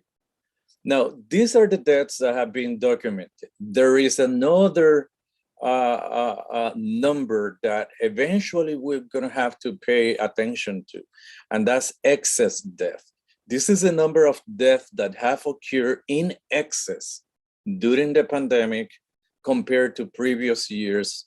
And for example, in Bulgaria, we have about 31,000 confirmed COVID deaths, but excess death compared to previous years is double that amount. It's about 61,000. Same in Russia, 3 times more.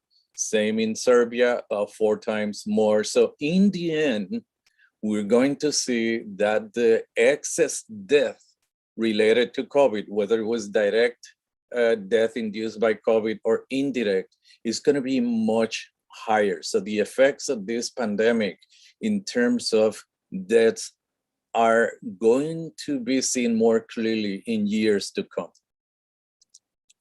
Now, COVID-19 is the 3rd most deadly pandemic of the past 100 years, a Spanish flu that happened between 1918 and 1920. It killed between 20 to 50 million people around the world. The HIV/AIDS pandemic, which started in 1981 and is still going, has killed between 32 to 36 million people in about 50 years already. Then the COVID pandemic, which started 2 years ago, it has killed already about 5.5 million and growing. And as I said before, because of the excess death, we don't know what's going to be the final toll when this pandemic is under control. Then we have other minor pandemics, and minor in the sense that they didn't kill as many as the top 3, as the Asian flu of late 1950s, the Hong Kong flu of 1968 and 70 that killed between 1 to 2 million, and the swine flu that started about 12 years ago that has killed about 200,000.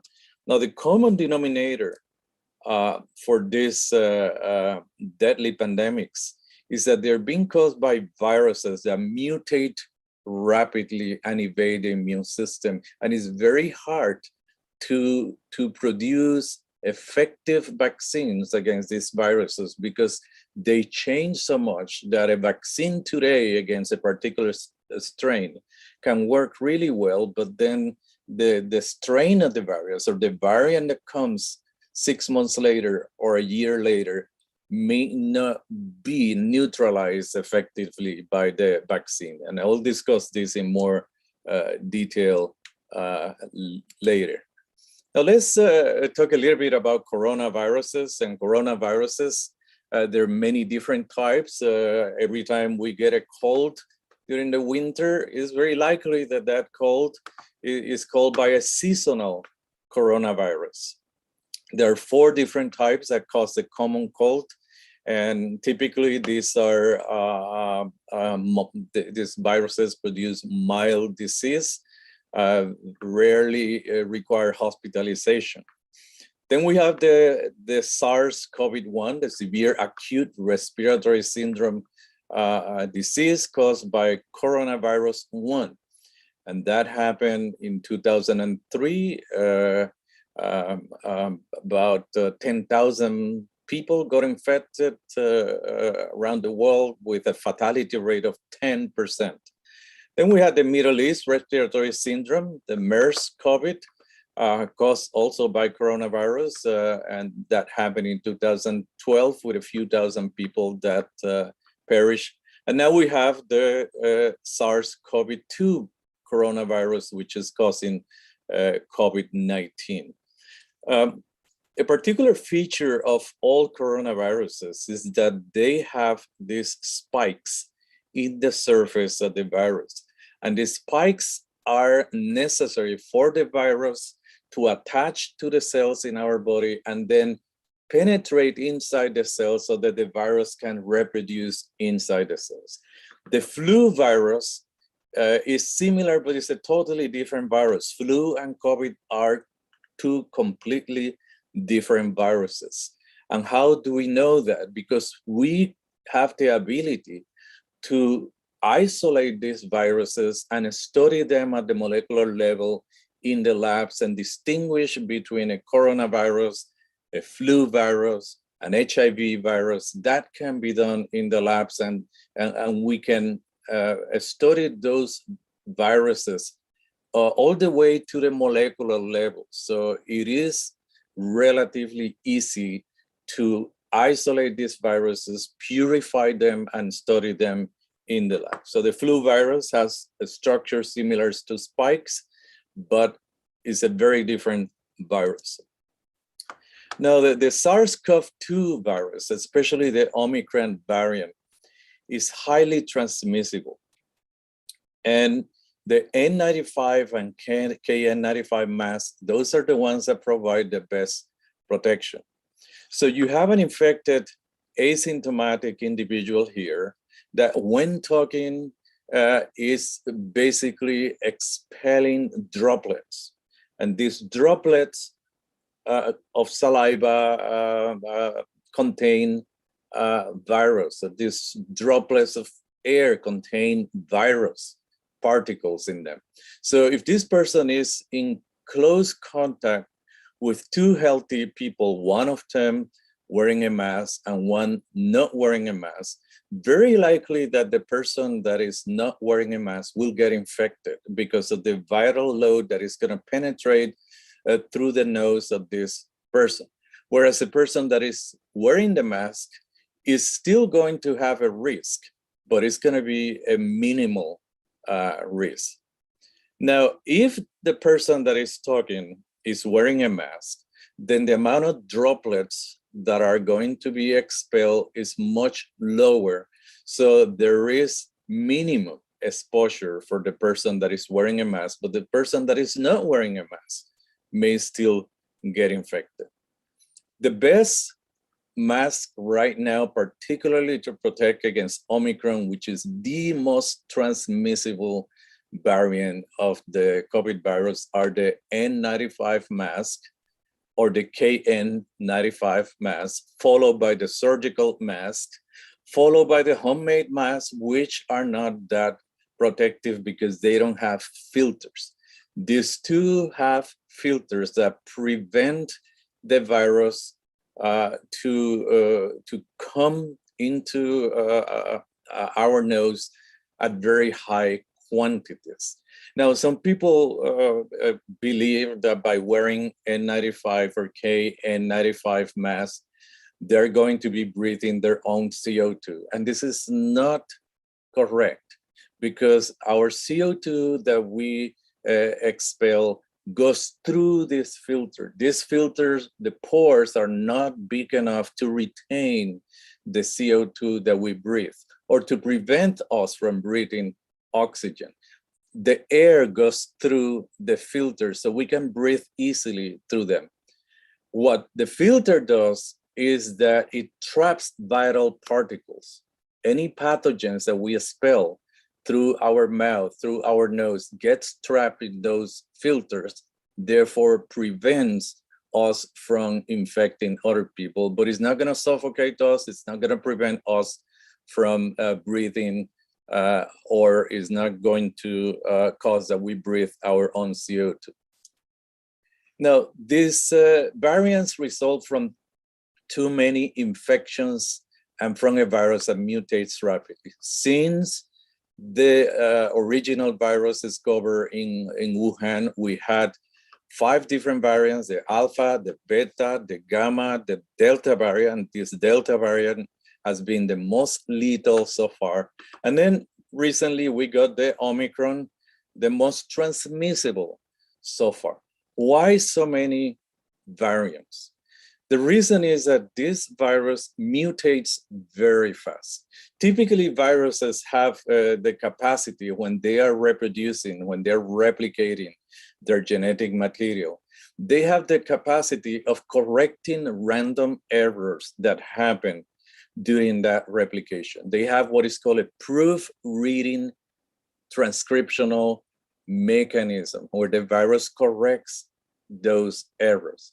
But there are certain viruses like the HIV virus, like the COVID virus, that do not have a very efficient proofreading mechanism. So when these mutations happen, the virus may not correct them, and then you have variants that come from those mutations.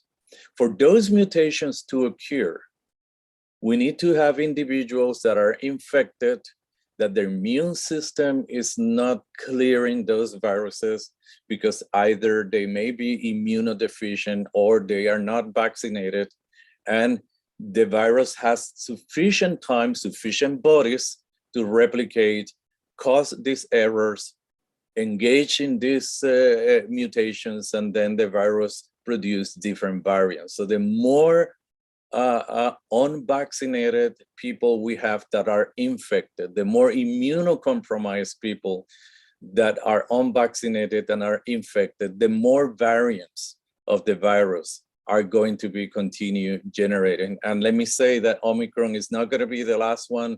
There are already some variants of interest that have been identified around the world. We don't know when we're going to get the next variant. Now, a silver lining so far is that the Omicron is not as lethal as Delta, highly transmissible, but not as lethal. However, because it's highly transmissible and is causing so many people to get sick, the number of hospitalizations are very high, and this is overwhelming hospital systems. So the people who have severe disease or people who have other conditions that need medical attention are having problems finding beds in hospitals. Now, the worst case scenario is that we get a variant that is as lethal as the Delta or more lethal than the Delta, and as transmissible as Omicron or more transmissible as Omicron. That would be the worst case scenario, where we have a high lethality, high transmissible virus, and it may happen. It may happen as long as this virus continues finding bodies, unvaccinated bodies, immunocompromised bodies, where this virus can continue replicating without being neutralized. Now, what happens inside our bodies when we get infected with the COVID virus? So the virus approaches our cells, and the virus has a spike protein. This spike protein binds to a receptor that is present in the surface of our epithelial cells. There are two of those receptors. They're called the ACE2 receptor and the TMPRSS2 receptor. They're regulated by androgen hormones. And I'll talk a little bit about how men who have elevated levels of testosterone because of genetic predisposition have elevated levels of these receptors and may be at a higher risk of getting a more severe infection. So the virus uses the spikes to penetrate inside the cells. The vaccines that are currently being made, particularly the messenger RNA vaccines or the protein vaccine by Novavax, this vaccine is designed to induce our immune system to generate antibodies that neutralize these spike proteins and prevent the virus from binding to the ACE2 or TMPR receptor. But once the virus attaches to the cell, the virus is going to release the RNA in the cell. The cell is going to start producing that RNA that's going to lead to viral particles to form inside the cell. So the virus is going to reproduce inside the cell. The virus is going to exit the cell, spread through the body, causing damage to different organs. And during this process of replication, the virus may change because of these spontaneous mutations that happen predominantly in the spike protein. So the more human bodies that are available to infect, the higher the chances of new variants being generated. So when we get infected, let's say that we get infected with a foreign infectious agent, what happens inside our body? Let's say that we go into our backyard, we are not using shoes, we're barefoot, and to our bad luck, we get stuck with a nail in the foot. Now you're gonna have this bacteria, some of them that produce a tetanus toxin. They're gonna penetrate our body, and what is gonna happen is that we have some cells in the immune system called dendritic cells, which are gonna capture those bacteria, are gonna take them to the lymph nodes, and then in the lymph nodes, the immune system is gonna mount an attack to those bacteria. However, because they're producing a very potent toxin, we may develop tetanus, which could be fatal, or it could cause a really bad infection. So we need a vaccine. We need a tetanus vaccine to prevent that from happening. And there are several different tetanus vaccines that have been used for different people. So the vaccine is not preventing the infection. The vaccine doesn't prevent the bacteria to come into our body. The vaccine prevents the severe disease that infectious agent produces. And this is a concept that we need to understand. Vaccines do not prevent the infectious agents to invade our body. What the vaccines prevent is the severe disease caused by that infectious agent.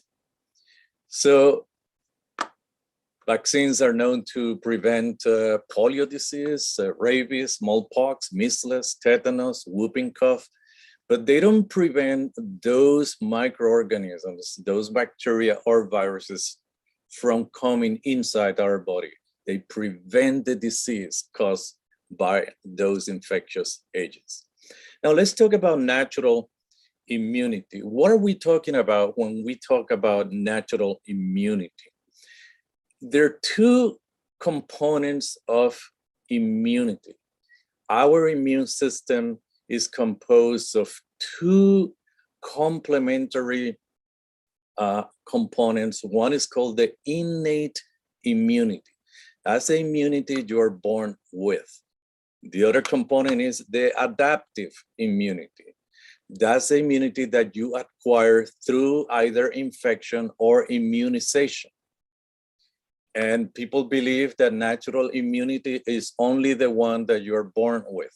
No, natural immunity is that immunity that is generated against any infectious agent, whether it's innate or whether it's adaptive.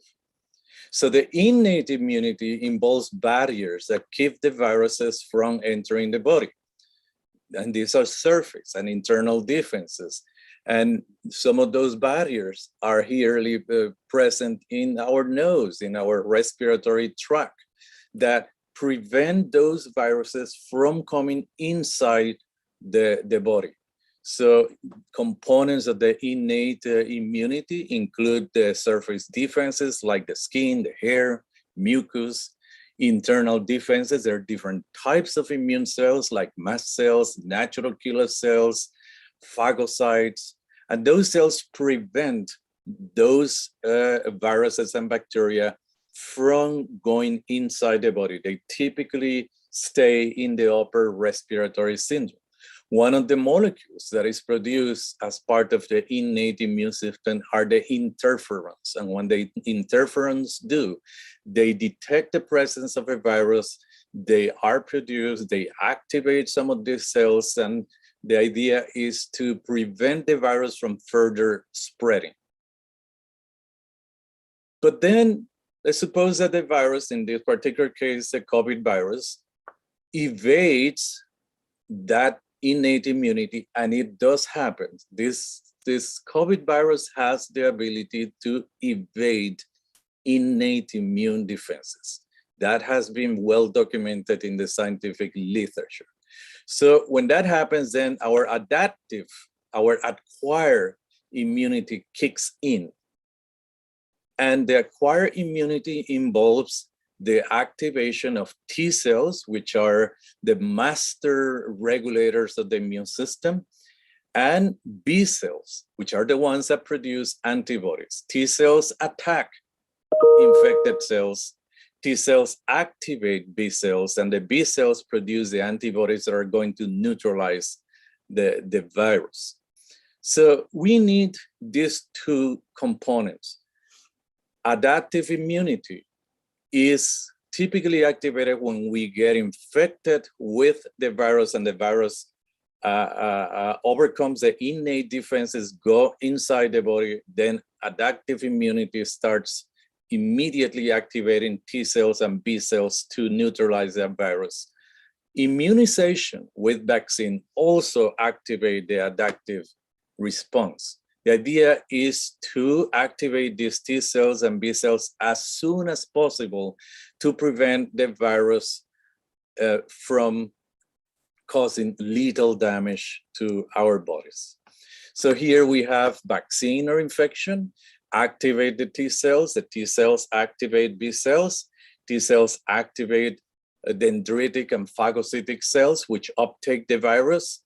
And during this process, the immune system produces what is called inflammatory cytokines. Without those inflammatory cytokines, we cannot have a proper immune response. The problem is that this virus hyperactivates the immune system, leading to excessive production of inflammatory cytokines, leading to what is called a cytokine storm. And that cytokine storm damages a lot of our organs, leading to death in individuals with severe disease. So as I said previously, the COVID virus is very notorious to evade innate immunity and may cause moderate to severe disease. So the interferons, which are one of the first lines of defense against the virus, this response may be blunted in some individuals because of genetic predisposition, because of hereditary factors, or because the virus itself blunts the interferon response. Also, the virus, through the spike, may have a very high affinity binding to the receptors. And the more receptors we have, the better the virus may bind. And the Omicron variant and the Delta variant has different affinities for this receptor. So some individuals express high levels of this receptor because of genetic predisposition. It has nothing to do with lifestyle. It's because of genetic predisposition. And then some individuals produce excessive amounts of inflammatory cytokines. Individuals with conditions such as diabetes, such as other obesity, tend to produce higher levels of these inflammatory cytokines, and those cytokines may cause that severe disease. So the COVID virus not only evades innate natural immunity, it also evades adaptive or acquired immunity, causing moderate to severe disease. And this is an illustration that I give to my medical students when I teach immunology to them. You know, in my hometown, Maya West, Puerto Rico, we like tourists and we like to translate signs for our tourists. And this is a sign that translates the Spanish word for hotels, hoteles, and then the translation is hotels. And you may laugh, you may say that in our hometown, we go the extra mile because we translate a word that doesn't need translation. And this is true, but this is who we are. Now, let's suppose that these words represent proteins and that each letter is an amino acid in a protein. So Here we have the H that codes for the amino acid histidine. The O, we don't have an amino acid that starts with O, but let's convert that O to a Q. That's glutamine. T is threonine. E is glutamic acid. L is leucine. E is glutamic acid. S is serine. So they look very similar, but wait a second. There is an extra E here. There is an extra glutamic acid. The adaptive immune system, the acquired immune system, is so specific in immune responses that just a change in amino acid, may lead the immune system to recognize that protein as totally different from this one. That's the level of specificity. And that's precisely what the COVID virus does. The COVID virus changes, mutates. So look at the wild type virus. This is the representation of the structure of the virus, and this is the receptor binding domain. This is the domain of the virus that binds to the ACE receptor.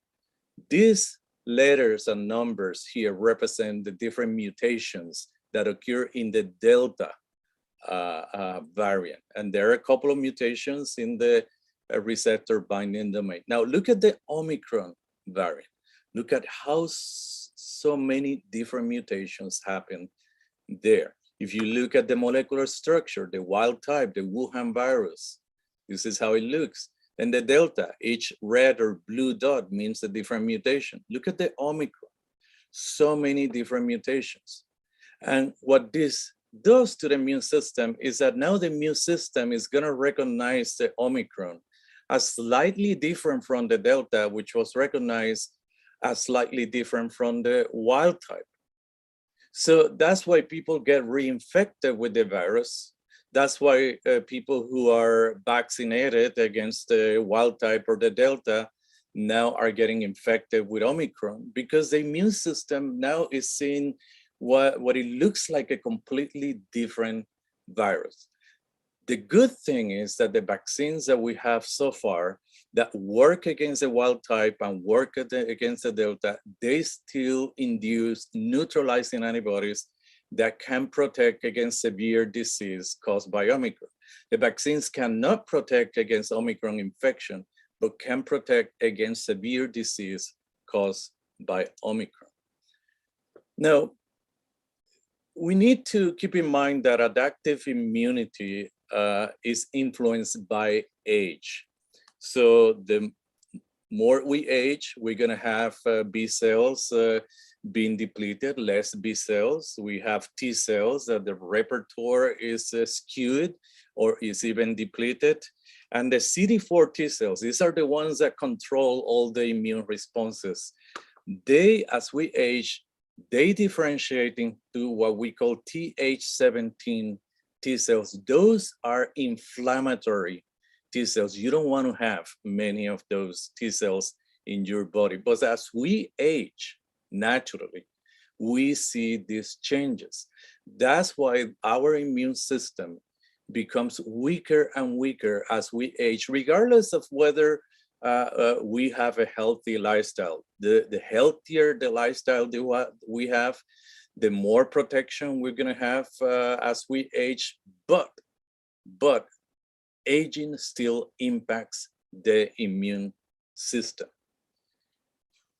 As when we are young, we have a very good thymus that produce T cells. We got good bone marrows that produce B cells. We have good lymph nodes that fight infection. But as we age, all those weaken. Then we start developing inflammation in our lungs and in other organs that can be damaged by the COVID virus. Now, let's look at age and COVID deaths. And this is the latest data from this week from the Centers for Disease Control. These are the number of people who have died in the United States because of COVID. Children can die of COVID. 710 children have died of COVID in the United States. That's a percentage of 0.08, and I'm sorry that my mouse is extremely sensitive. 0.08% of children have died of COVID. And you would say, oh, that's a very small amount. It's a very low percentage, but 700 children who have died of COVID, that's too much. 5,000 young people, 2.4% of the total, can also die of COVID, but they do have lower risk. 22% of this amount of COVID deaths were among the middle-aged people. Now, the great majority of the deaths from COVID, 70%, are among people over 65 years old. So age is an important risk factor, but children and young, healthy people can also die of COVID. Severe COVID is going to damage all our internal organs. It can damage the lungs, the liver, the kidneys, the intestine, the brain, the eyes, the nose, causing this organ failure that we see in patients with severe disease. And this organ failure is mostly due to this hyperinflammation syndrome, this cytokine storm that our immune system, when it's hyperactivated, produces, leading to organ damage. Now, these are some of the risk factors for severe COVID. As I said, older age, lung conditions such as asthma, pulmonary disease, lung cancer, pulmonary fibrosis, heart disease, some brain conditions, diabetes and obesity because of the elevated levels of inflammation inside the body, cancer. Patients with cancer receive immunosuppressive therapies that weaken the immune system. There are other patients that don't have cancer but have weakened immune system. For example, patients with autoimmune disease that are receiving immunosuppressive therapy, their immune system is weakened. Patients with chronic kidney and liver disease. People with androgenetic alopecia, men with androgenetic alopecia, and this is testosterone-driven hair loss early in life in their 20s, or women that have polycystic ovarian syndrome, they are at a higher risk of developing severe disease because of the elevated levels of testosterone in their bodies. And this is hereditary. This has nothing to do with our lifestyle. It's hereditary. So some of these conditions are lifestyle related, but some other conditions are related to genetic predisposition, inadequate interferon responses, mutations. So that's why we need to maintain a very healthy lifestyle, but keeping in mind that our genetic predisposition may predispose us to develop severe COVID disease. Now, COVID may kill us. We know that.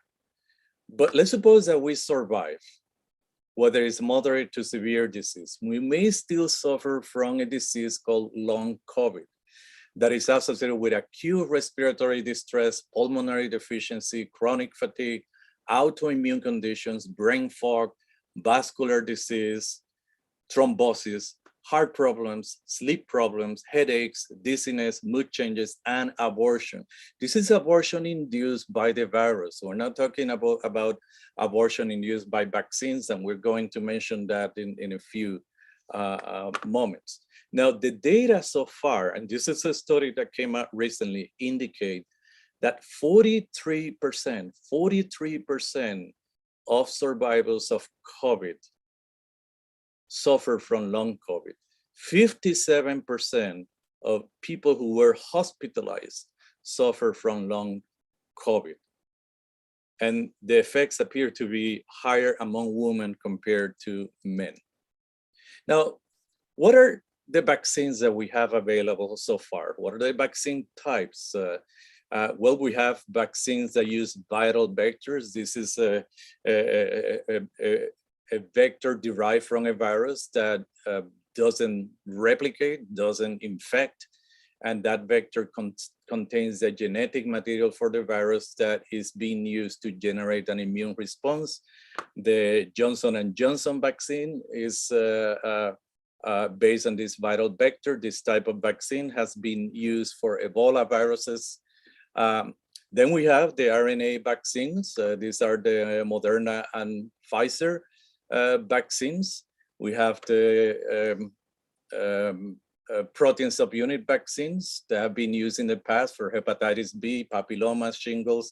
Novavax vaccine is using this particular platform. Then we have the live attenuated whole virus vaccine that has been used for measles, smallpox, yellow fever, and the inactivated virus vaccine. The Chinese vaccines use inactivated viruses, and this type of vaccines have been used for flu, polio, rabies, hepatitis. So we have different types of vaccines. Now, the ones that people are a little bit more reluctant to use is the messenger RNA vaccine, because of the perception that is a new technology that hasn't been proven. This technology started to be developed in the late 90s, early 2000s. Many scientists have worked in this technology. And this person, Caitlin Carrico from the BioNTech Pfizer company, together with another scientist, Drew Weissman, in 2005, after many years of working in this type of vaccines, in 2005, they make a key discovery that allowed this messenger RNA to be stabilized inside our body. And that was a seminal discovery that led to the mass production of these vaccines. So these vaccines are not new. They have been developed for at least 20 years already. What this messenger RNA does is that when it's injected in our muscles, it goes inside our cells, doesn't go inside the nucleus, it doesn't get incorporated into the DNA, stays in the cytoplasm of the cells, is picked up by ribosomes. The ribosomes make proteins out of this messenger RNA, and those proteins encode the spike proteins.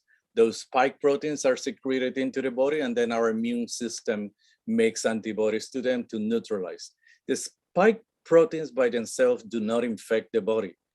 What infects the body is the virus that has spike proteins, but the purified spike protein doesn't do anything to the body. That's why the vaccines are designed for our immune system to mount an attack to the spike protein.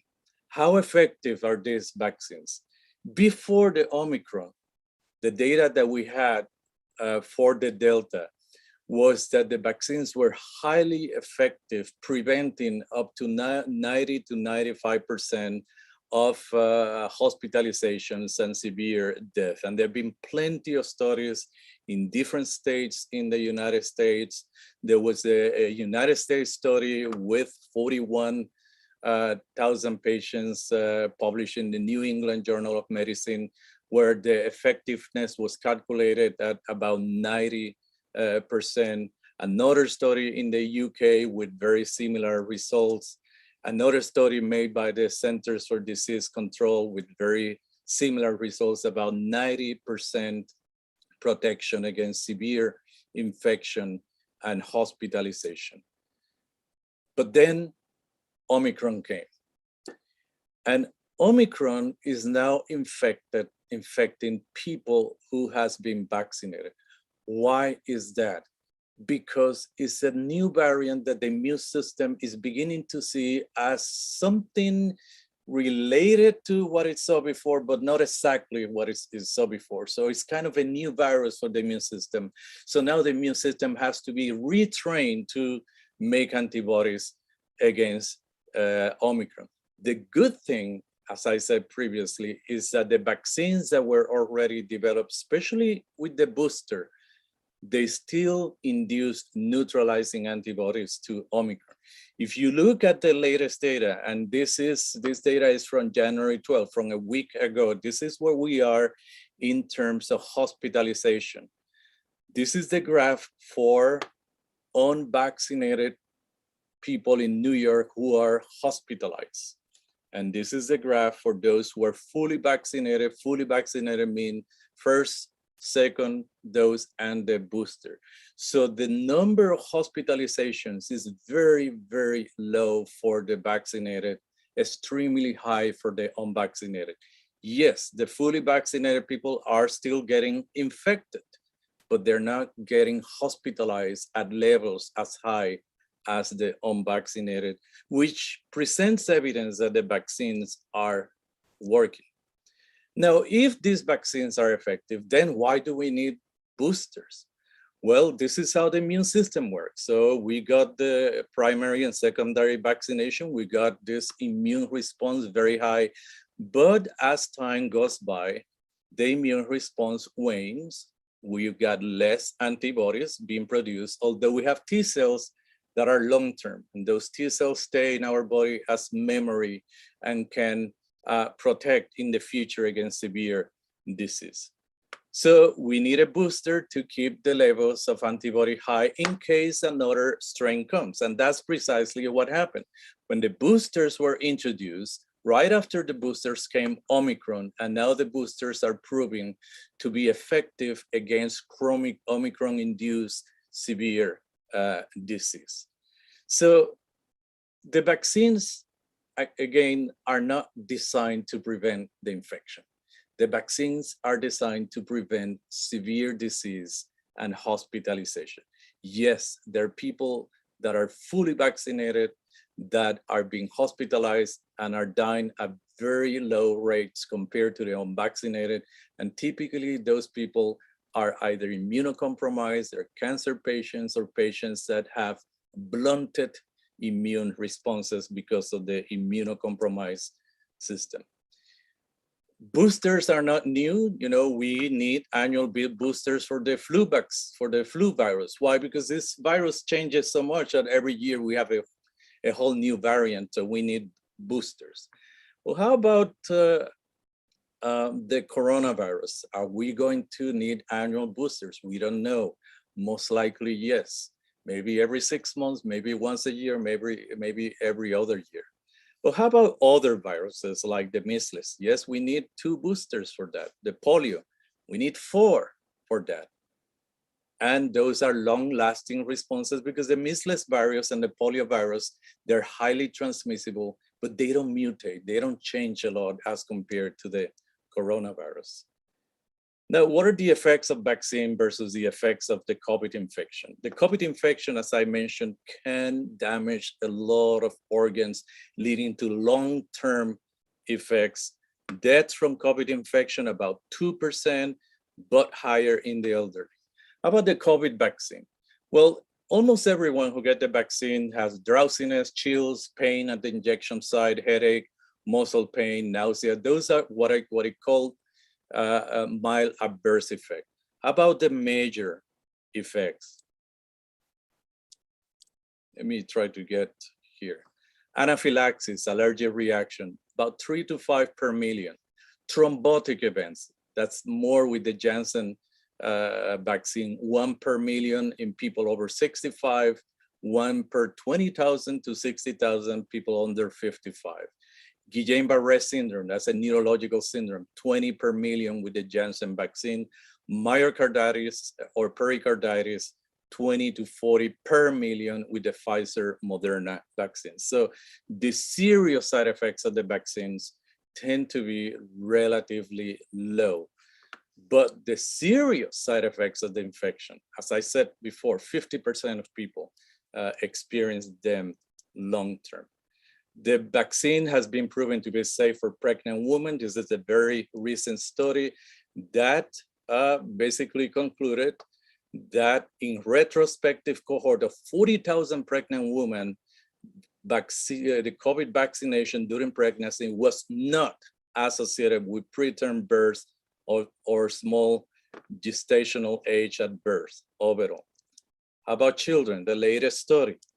The study does indicate that the vaccines are safe for children. However, it does mention that children tend to have side effects on the vaccine, but those tend to be relatively mild. But it tells parents that they need to look for those side effects, including pain, fever, chills, but they tend to resolve within days. Now, people talk about the ingredients of the COVID vaccines. We know the ingredients. They are published in the website of the CDC for all the vaccines. We have messenger RNA, we have lipids, nanoparticles, and later in the discussion session, we can talk about that. Traces of cholesterol, acetic acid, stabilizers of pH, like trometamine, in traces, sugar, salts. This is what it is in the vaccines. We know that because it's published. The vaccines do not contain tracking microchips. They do not contain magnets. They do not contain foreign DNA that can alter ours. They do not contain live virus, microparticles, heavy metals, carcinogens, graphene oxide, eggs or animal products, fetal tissues. Those are not in the vaccines. How do we know? Because the makers of the vaccines are under the obligation to report what is inside the vaccines to the Food and Drug Administration and to the CDC, and that information is publicly available. About COVID medications, other COVID medications, we have other medications, antivirals or anti-inflammatory like remdesivir, dexamethasone, Regeneron. Those are being used in the clinic right now. They are highly recommended. About vitamins and supplements, the science is still controversial about vitamins and supplements. However, there is a well-documented association between severe disease and low levels of vitamin D. Does that mean that low levels of vitamin D causes severe disease? No, it's just an association. It's not a cause, just an association. So if I were you, let's keep using vitamin D, let's keep our zinc levels high, let's keep our vitamin C and vitamin E high, let's keep our healthy lifestyle. However, those are not curative. They may prevent severe disease unless we are genetically predisposed to develop that severe disease. How about this other alternative medication, hydroxychloroquine, chloroquine, ivermectin?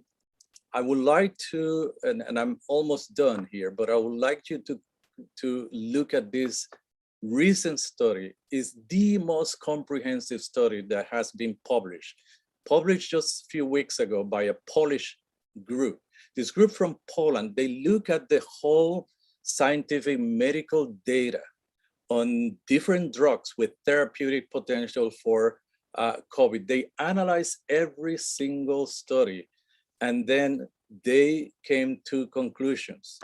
And based on the different studies, they concluded that the literature, what is available based on results on clinical trials, insufficient data, toxicity, hydroxychloroquine, ivermectin, convalescent plasma, amantadine, niclosamide, Chinese herbal medicines are not recommended for the treatment of COVID, and there is little evidence that they prevent severe disease. I would like you to take a look at this study. You may find that via PubMed. This is a National Library of Medicine search engine for scientific literature. You can search there this particular study because it's very eye-opening and revealing. Loma Linda University supports COVID vaccination. We vaccinated about 100,000 people just by March 2021. Together, we can prevent COVID through vaccination, use of protective face masks, social distancing, washing our hands, a very healthy lifestyle. The Adventist lifestyle may help in the prevention. And I would like to invite all of you to continue the healing ministry of Jesus by taking the precautions that we need to take to prevent this fatal disease. Thank you very much, and I'll be willing to entertain the questions during the discussion session.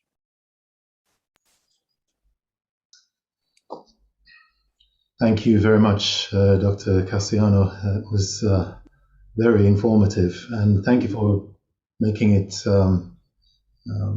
understandable for lay people too. I think that's really very important. So now we're going to go into our our Q&A section. And I have a number of questions that have been submitted earlier, and quite a few have come in during our time online here. So I'll just put these out. Of course, the majority of these and that you've sent in as viewers, they fall within the health and the science area. A number of these have already been answered, so I'm not necessarily going to be asking those again. So hopefully you've had your answers to those. But let me start with this one. You were just talking about the ingredients, actually, Dr. Cassiano. Are you satisfied with the long-term safety of the vaccines? So far, in about a year of vaccine administration, and Dr. Langles alluded to the number of doses that have been administered. It has been about a year so far, and there is very little evidence of long-term effects of the components of the vaccine. The components that people object more to are three of them: the messenger RNA, the lipid nanoparticles, and the trometamine. The messenger RNA, people are a little bit fearful about it because there is this misconception that this messenger RNA will alter our DNA because it's going to incorporate into our genetic material. Messenger RNA does not incorporate into our genetic material. It's biologically impossible. What the messenger RNA does is that it stays in the cytoplasm of the cell, the ribosomes, which are protein-making machines that we have in the cytoplasm, take that messenger RNA and convert that, translate it into proteins. Those are spike proteins that are then secreted. Those spike proteins by themselves, they don't do anything to our body that could be damaging. The virus with the spike proteins, yes, that can be damaging, but the spike proteins by themselves are not damaging without the virus. So that's a misconception that people think that this messenger RNA is going to change our genetic material. It won't. There is no evidence for that. The other concern is the lipid nanoparticles. These nanoparticles are made of polyethylene glycol, which is used in a lot of materials that we have in our kitchen. How many of you like to do baking bread or baking pastries? Well, it's very likely that some of the components that you use in your recipe have polyethylene glycol on it. If you drink a soda, non-caffeinated soda, let's say, it has polyethylene glycol. So there's a lot of things that we do, that we take, that have polyethylene glycol. Some of the spices, the powder spices that we put in when cooking, have polyethylene glycol. Is not associated, at those trace amount, is not associated with any disease. And the third component is trometamine. Trometamine is an acid stabilizer that in some people with acidosis is given to them to stabilize the acidosis. The amount of trometamine that is present in the vaccines is just traces of the amount that is used for treating acidosis. Now, we may object of having traces of trometamine, but did you know that about 400 to 500 of the cosmetics and the creams that we use for our face and for washing have trometamine on them? Over 400. But these are traces just to stabilize the pH. So traces amount of trometamine have been proven to be safe. Large amounts that are used for clinical uses for pH stabilizing, those may have side effects, but those amounts are not present in the vaccines. Okay, because somebody also wrote in a question about actually tromethamine, that it's been added to the Pfizer vaccine for children. So you're saying that the small amounts of that are there are just for stabilizing it, but they're not harmful. Yeah, that's what the evidence says so far. And again, we have to go by the scientific evidence, by what has been published, by the clinical trials. So far, that's what the evidence. That it may change in the future, we don't know. Most likely not based on 1 year of research. Mm-hmm. Okay. Well, thank you very much. There's so much more we could get into there, but I'm just going to change it a little bit here. So somebody has been saying, are any of you aware of figures of, let's say, 600,000 people being injured by the vaccines that haven't been reported, and that these things are being silenced and kept under the carpet? Hundreds of thousands that are being adversely affected by vaccines. The question that I have is, what is the source of that number? Where that number came from? Did it come from the medical literature, from the scientific literature? Because when there is an adverse effect from the vaccine, that has to be reported. And the question, those 600,000, are those injuries including chills and fever and pain in the arm?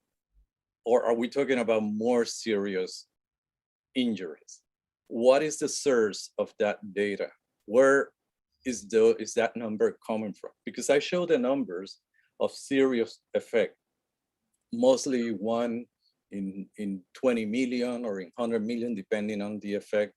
Very low level. So there are a lot of figures that are being circulated in the internet, but the question that I have, what is the source of those numbers? What is the source of those figures? Are they based on what some people are saying, or are they based on clinical and medical published literature? Yeah, and you're bringing up a very important point that maybe some of the others want to jump in on as well. How do we check the veracity of these claims that come out? Because everybody has access to the internet. We can be going on there and finding all kinds of sources of different things. Some of the questions had links to them. I've been looking at those, and people are coming across saying all kinds of numbers. Are there some good principles that we could follow for how to be careful in the sources that we are believing in? I think it's one of the key components, and I just want to appreciate what each of the presenters has presented, but also a particular shout out to Dr. Cassiano on the importance of the science. The very last paper that he showed is the kind of evidence we need to be looking at, where there has been wide peer-reviewed. Now, the importance of the peer-reviewed component, and I didn't take a lot of time when I presented my portion of the symposium. Why do we talk about peer-reviewed evidence base? This is not something where I will say, you know what, I found in my experience, thus and so helps for whatever it may be. This is where rigid, robust studies have been done, where there has been a review process. And what's people can note, it's not always reported as widely on the internet as it should be, but there have been scientific papers which have been withdrawn, which have been rejected following acceptance, including recently on ivermectin, for example, because of improper use of statistics, inappropriate use of statistics, duplicate reporting, and inadequate sourcing of patient data. The 600,000 number also bears a certain relationship to the VAERS, the adverse events related reports on vaccine issues. I was vaccinated here in the United States, and I still receive on a periodic basis a text message which says, time for your health check-in. This is a check-in which is, you fill it in yourself. People who are lay people, who are not medical people, fill it in. It goes in, and those are reviewed. Now, so the numbers that have reported some sort of adverse event would be included in that, including those that Dr. Cassiano mentioned: pain at the site, itching, mild temperature, maybe severe temperature. Some people get severe tiredness. Some people feel very ill for a day or two after the vaccine or the booster. Those are all the things that have been recorded. These are subsequently analyzed and looked at for significance in the bigger picture. What has also been noted is that some of the data that has been submitted on the VAERS process was submitted after patients had died from some other cause. You know, as the studies have gone deeper into what is being reported. So some of the statistics which are being bandied around have no firm foundation. They have not been peer-reviewed. Now, when you look at the number of doses of vaccine which have been administered as being, I think, 9.6 billion at the latest count, around about, surely we would have been seeing in institutions which are reputable and with whom we consult on a regular basis, where there are not only scientists who are committed and ethical, but who are Christians. Many of these we have dealt with personally, including people like Dr. Cassiano. I'm thinking of others at University of Maryland, Johns Hopkins, who give us very, very clear interpretations, not only interpretations of the data, but the insight into the data itself. So there are a lot of hyperbolic assessments going around which are unfounded. But looking at the bigger picture, with 9.6 billion doses given, I think it's inappropriate to call this yet an experimental vaccine, because the vaccines that have been developed for COVID-19 across the board, not only the mRNA vaccines, have had a lot of exposure, and a lot of exposure. You can't hide things today on the internet, nor should we want to. And that's a beneficial effect. So there's been a lot of exaggeration, a lot of wrenching out of context, creating an impression that should not be there. We need to be careful. We need to be cautious. We need to rightly divide all of this information appropriately. And Dr. Cassiano has done that very well today. Yes, Ganun Diop, yes. Just unmute and... Sorry. Yes, I would like just to add, I think, a very appropriate biblical advice. In 1 Thessalonians 5, the Apostle Paul says the following: examine everything carefully. Hold fast to that which is good and abstain from every form of evil. Examining, you know, we should not just believe what we hear or read. Not everything in the internet or any source of information is true. So I think what Dr. Cassiano mentioned, the idea of, foundation is the source. Where does it come from, what we are hearing? And then Dr. Lanless mentioned this idea now, not only the source, but also peer-reviewed, scientific, credible information. I think that is extremely important. In other words, here, in a positive thing, in a positive sense, we are invited to be mature thinkers, basically critical thinkers. I think this is extremely important before making inferences, right? We ought to know what are the premises, where does it come from? This is just part of logic.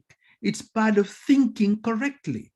And this is really vital and important. Otherwise, we will be victim of all kinds of conspiracy theories, and I think God has graced us with intelligence, mind, thinking faculties that will help us distinguish, make a difference. And in our post-truth world, which has been, labeled as such, it is even more important for us to be careful thinkers, discerning people, wise persons, basically. Thank you for adding that, because sometimes just as lay people, because we're getting so much coming our way, both from scientists and everybody else, it's almost like you have to be an expert yourself, and some of us just have to give up and say, ask a friend, what are you doing, and what sources are you getting? Because it just seems so overwhelming. I mean, we already have to deal with the lockdown, etc., and then having to do a lot of this thinking can seem overwhelming. But I agree with you, Dr. Diop, that we've got to, we're being forced to think and make our decision.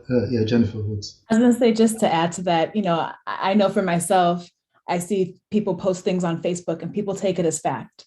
And oftentimes we'll see people with certain, letters before their name. And so because they have the doctor before their name or the PhD after their name, we think, oh, they're a credible source. But that does not mean that someone is an expert in the area of immunology and COVID-19. And so we have to be very careful about, again, who we trust as our source of information, and not all sources are created equal, but there's a very loud minority of conspiracy theorists out there that are promulgating information, and people are just taking it in and then sharing it, and it becomes fact for many of us. And so we have to be very careful about that. Yes. Well, one of the questions that came in was to do with, we as a church, do we feel uncomfortable with the fact that it seems as if governments are using manipulation, censorship, threatening job loss, etc., to enforce vaccination on people? As it says in the question, is this the mindset of a loving God or the mindset of the evil one? How would you address that one?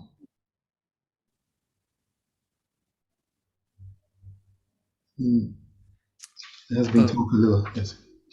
Well, if you the idea of check and balances, I think, is a good one to remember. And I think I mentioned in my presentation the distinction between an absolute right, like the internal aspect of religious freedom. Nobody has the right to impose upon anyone what to believe or what not to believe. So that is like the internal forum.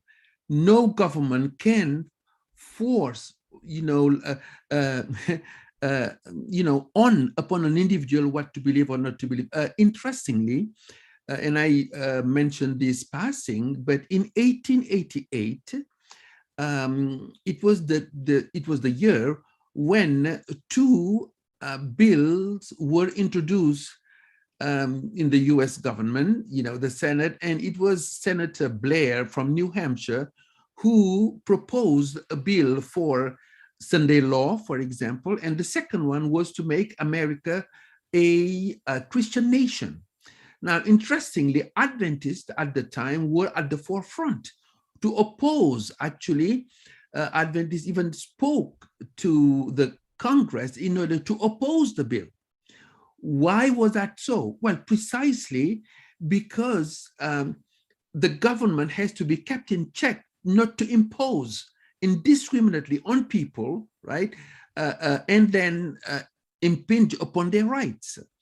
I think, yes, governments have to be held in check, no problem. But at the same time, the forum externum leaves space for a government, as I mentioned with the ICCPR, the International Covenant on Civil and Political Rights, where under certain circumstances, for health reasons, public safety, the government can actually restrict some of the freedoms, such as the freedom of assembly, in order to protect people from spreading the virus, for example. But of course, we are in societies where conversation have to continue and questions have to be asked, and then also challenges to government and so forth. Again, but this is part of living in society, and that is part of our responsibility, of course, to engage government, but also to be lawful citizens, where it is justified. Okay. So just to build. Yes, go ahead. I'm just going to add one piece to that. And I think sometimes people have concerns about vaccination mandates and the government mandating or coercing people to do certain things because they see it as a slippery slope to the eventual government saying you can't worship on Sabbath or taking away other rights.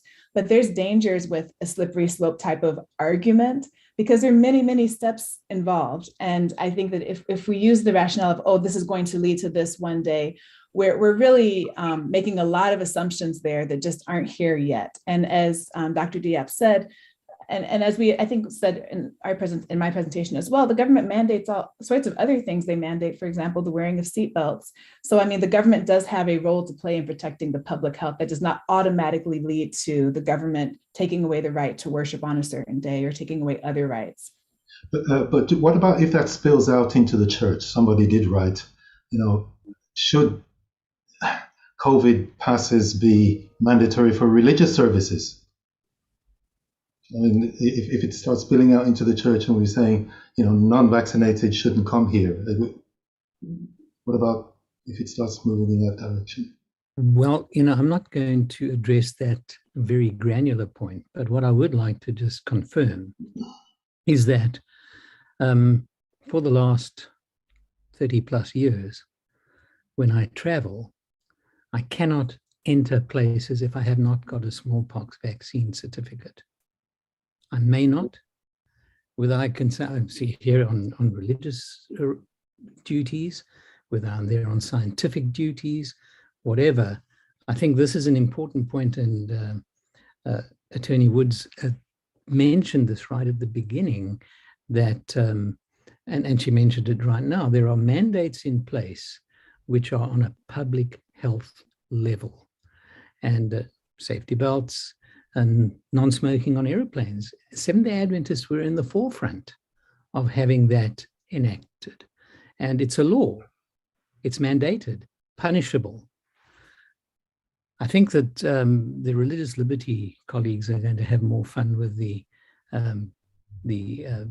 answering the issue of mandating whether we can say something about being vaccinated, otherwise we can't meet publicly in church.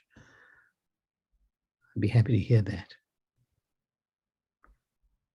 Do we even have to go there? I think this is part of responsibility. I mean, many churches today, for example, would write protocol observed, so how would I go to a church with the risk that are, actually pending, current, I should say, and endanger other people's life if I am a carrier? If I can infect people, that is irresponsibility. And I'm not saying this, like in a vindictive way, but I think we have to appeal to people's conscience and civility and actually care and love. It goes to that. We're not just saying love for the sake of, putting everything under one umbrella and so forth, but it's about caring about other people's safety. And again, a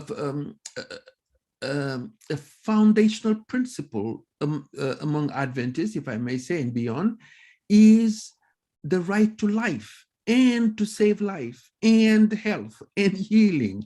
And that would be inconsistent if I behave in a way to actually endanger other people's lives. It just doesn't make sense. And a simple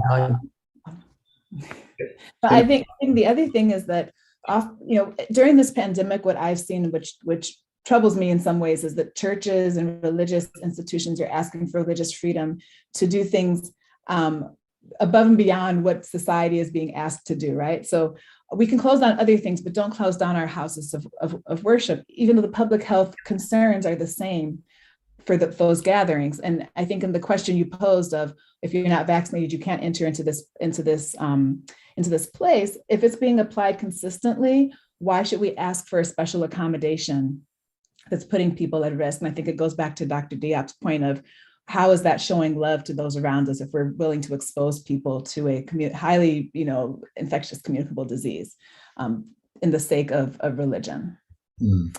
And I think that's very clear, because the principle that's being enunciated is what Jesus said: love one another as I loved you, care for one another, be kind one to another. So this is not a new principle. The second thing is, and a simple guideline we have used since the beginning of the pandemic and in other settings around the world, is that in public health situations, we follow local jurisdictions, what they are recommending in that jurisdiction.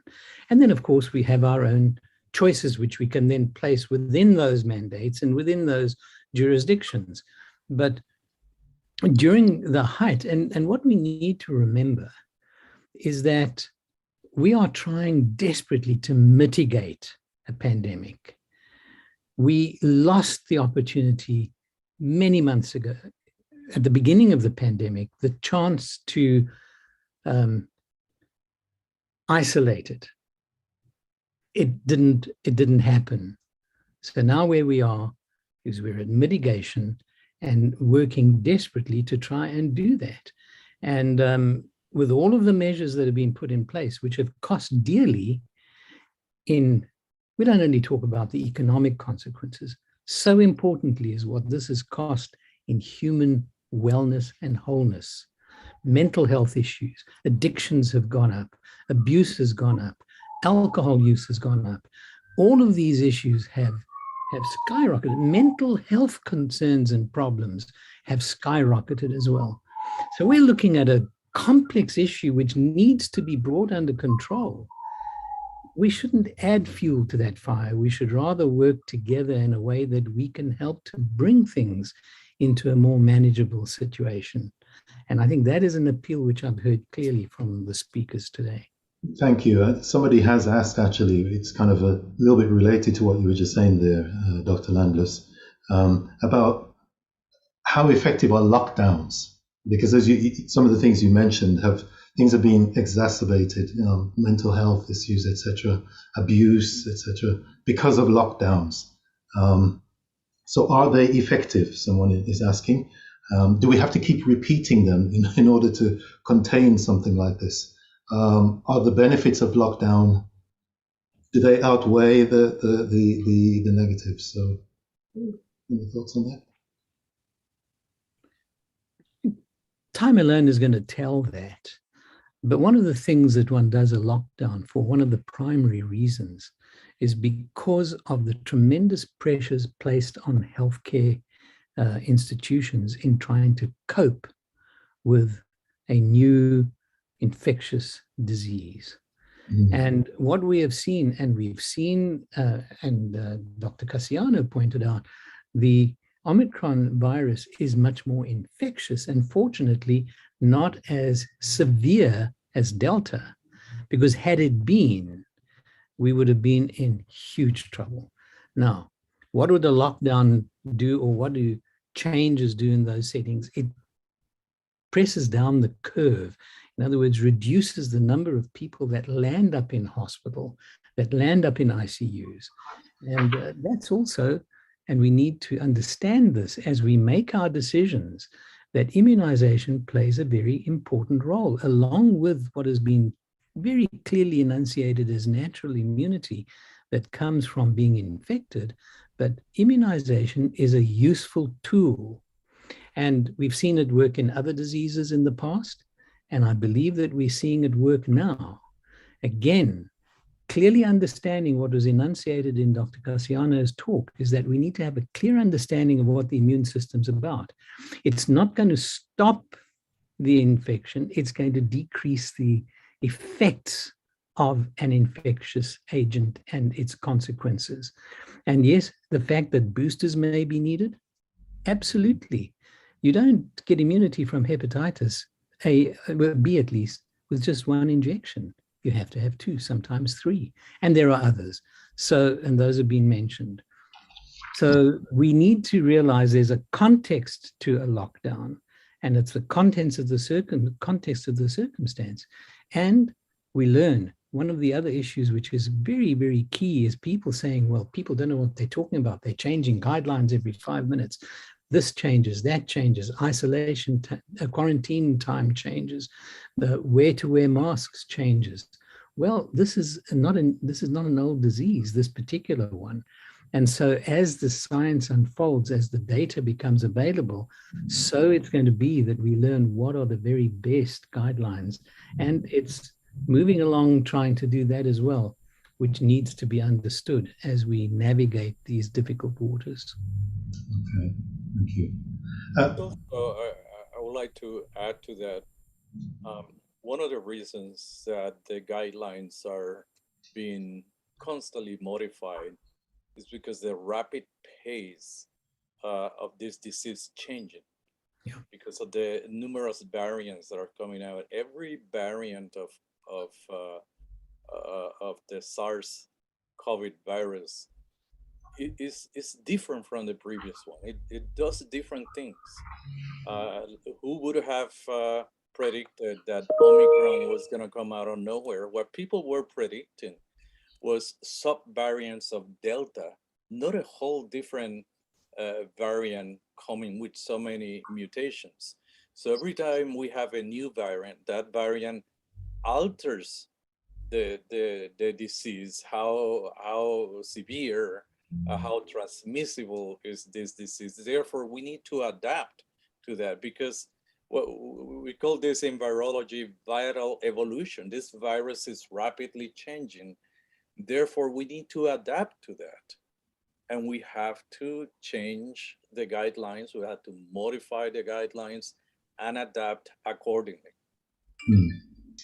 There have been a couple of questions about testing, so PCR tests and things like that. Are they really accurate for detecting whether or not you have the virus, etc.? Yeah, could you say something about testing? There are 2 different tests. One is the PCR test, which is also called the molecular test. And that is the most accurate test, over 90% accuracy. And then there is the antigen test. What the antigen test detects is the presence of the virus in our body by looking for the presence of the spike protein. The antigen test is accurate, but more particularly after a few days of infection. Early during the infection, we don't have high viral loads. So the amount of virus that we have in our body early in the infection may not be sufficient enough to detect that spike protein or that antigen through that test. However, as the disease progresses and we have a higher amount of virus, a higher viral load, then the antigen test, the rapid antigen test, becomes more accurate. So early on, the rapid antigen test may give some false negatives. The PCR test is extremely accurate, is very specific. It uses the molecular platform, is basically making copies in a machine, making copies, RNA copies of that molecule we want to measure, which is typically the RNA that codes for the spike protein. So that's very accurate. Now, some people ask the question, well, how do we know that this positive test is really detecting COVID and not flu? The reason is that COVID and flu are two completely different viruses.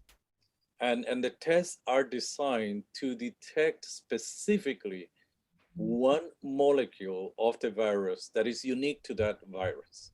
So the sequences we call primers that are being used to detect the COVID are unique to COVID. They're not present in flu, they're not present in other viruses. So that's why a PCR test is accurate and is specific for COVID, won't detect flu, won't detect other viruses. The same that a test for flu won't detect COVID. And you can even, for the coronavirus and different types of coronavirus, you can have PCR tests that can detect the different variants of coronaviruses also. That's the accuracy of the molecular test. Because I was going to ask that, with all these variants coming, you can still be doing the PCR. So, okay, that's good. Some of these ask very specifically, which brand of vaccine is the safest from your experience? We always said the one that is available to you. Whatever vaccine is in your country that you can get, all the vaccines that have been tried so far, they all have over 50% efficacy against Delta, Alpha, some of the initial variants. More recently, the Pfizer Moderna boosters have been found to be efficacious in eliciting neutralizing antibodies to Omicron. So even when Omicron can evade the innate and the acquired immunity, still the boosters can make our immune system produce antibodies that neutralize the spike protein of Omicron. So far, the one that has the best documented safety record and effectiveness so far, maybe the Moderna. Pfizer also is pretty good. The Johnson & Johnson, the only problem with that is, as I mentioned, is the induction of thrombotic events in some individuals, rare events, but they do happen. We don't have a lot of data for some of the other vaccines. So the best studied are the Pfizer, Moderna, Johnson & Johnson. That's where the bulk of the data on efficacy and side effects is coming from. Some people have referred to the Moderna as the Rolls Royce or the Mercedes-Benz of the vaccines. I don't know. Whichever vaccine you can take to prevent severe disease, that's good enough. Mm. And given the fact that it seems like we're going to have to keep getting boosters, somebody's asking, what can that have a detrimental effect on our health if you have to be taking boosters twice a year for the next 5-10 years? Can that be detrimental, just having to have boosters all the time? Time will tell, but the experience that we have so far with the flu boosters is that having an annual flu booster doesn't have detrimental effects on our health. So, and there are other vaccines that also use boosters, not annually like the flu. So time will tell. I was reading a paper about what's the end game for the COVID virus. What people are predicting is that the COVID virus is going to be endemic in the future, that there's going to be outbreaks in different parts of the world. The worst case scenario would be a virus that had the transmissibility of Omicron with the fatality of either Delta or the first SARS virus that came in 2003. That would be a worst case scenario, which I hope doesn't happen if it does happen, vaccines will basically be lifesavers, or other antiviral drugs that will be developed until then. So, and we don't know also how potent are these boosters in terms of inducing long-term T-cell immunity, because what we have studied so far is antibody immunity. When we talk about waning immunity, it's about B-cell mediated antibody immunity. But we have T-cells that are the masterminds of the immune system. These are the ones that control immune responses. And so far, the data indicates that T-cell responses that are elicited by the vaccines are long-lived. How long, we don't know. And I hope they are very long-lived. So we still, given the short time that we had to study this virus and the pandemic, we still don't know how long T-cell immunity will last after the boosters. And it could be years. Okay. I know, I think it was you, Dr. Castellano, that mentioned the ingredients in the vaccines. Someone's asking, do you think that everything has been publicly shared, or are there some secret ingredients like in Coca-Cola or something like that? Yeah. No, if you look at the Centers for Disease Controls, all the ingredients are published there. What you don't find is how much of the ingredient in terms of micrograms, in terms of microliters, but all the ingredients have to be published. For a vaccine or a drug to be approved here in the United States by the Food and Drug Administration and be recommended by the Centers for Disease Control, all the ingredients have to be made publicly available.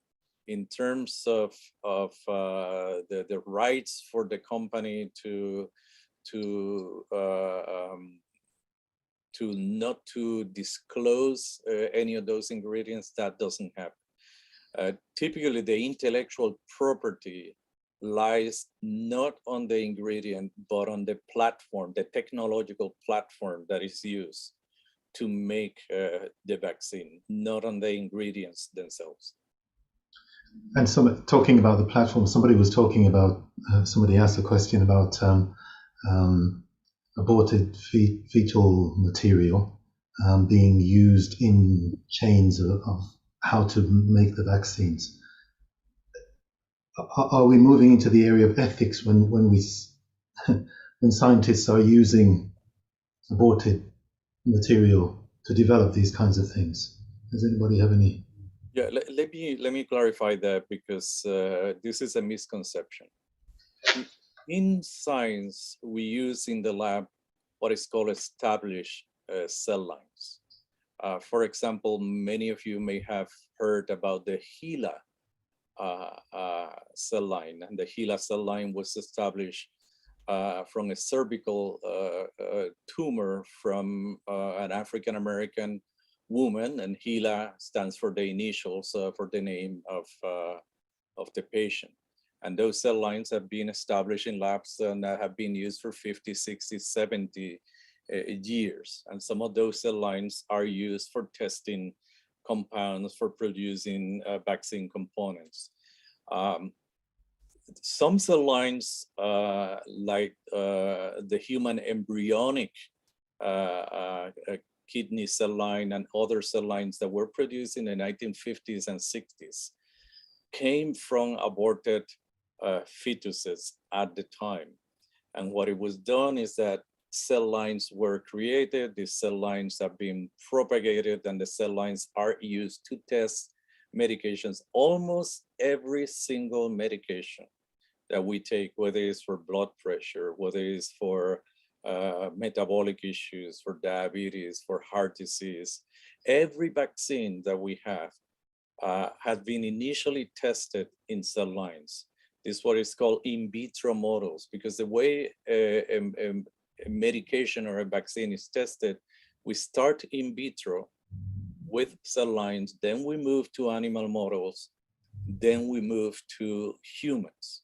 So these preclinical studies use cell lines that were established 50, 60 years ago, not all of them, but some of them from aborted tissues that were obtained with patient consent at the time.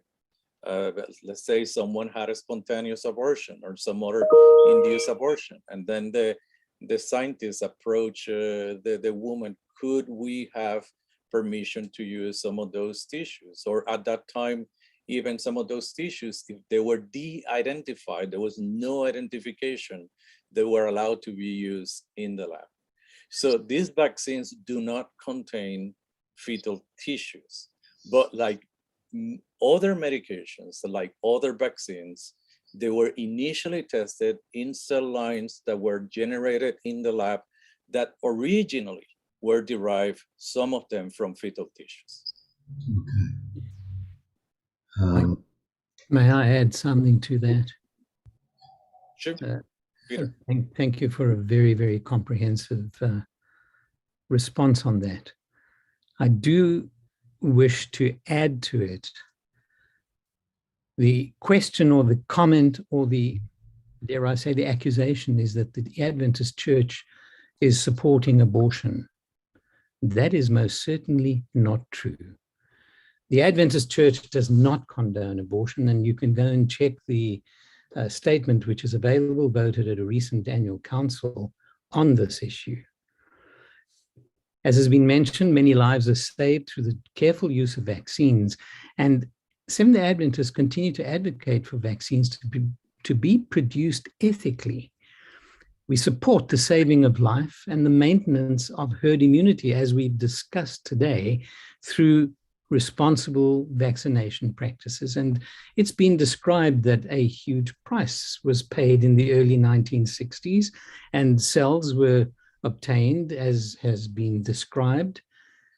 And various religions, such as the Roman Catholic Church and Judaism, have registered their disapproval of the initial harvesting process, but have nevertheless encouraged the use of vaccines among their adherents to prevent illness and to save life.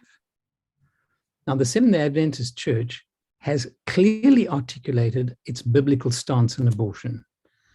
We also, though, encourage responsible immunization to save life and prevent illness. Having said that too, that these cells were obtained many years ago, a price has been paid. We nevertheless do support and gratefully support the outcome which has brought around the prevention of so many illnesses. Now, there's one thing that I don't know if everybody noted when Dr. Cassiano was talking. He talked about how many substances, pharmaceuticals, creams, and so on are tested on cell lines that are pre-existent and cultured. Mm. And there is a hospital in Arkansas that said that if it grants a religious exemption to its employees against the vaccines, those individuals have to forswear the use of a list of substances, including Lipitor, Tylenol, which is a pain medication, acetaminophen, Tums, Pepto-Bismol. There's a list as long as your arm. And we do need to realize that this is not a condoning of a practice. And it's it should not be seen just as much as the church has not walked away from basic health principles in disease prevention, nor is it embracing abortion under the current circumstances and in the current debate. And I just think that needs to be very, very clearly enunciated and understood.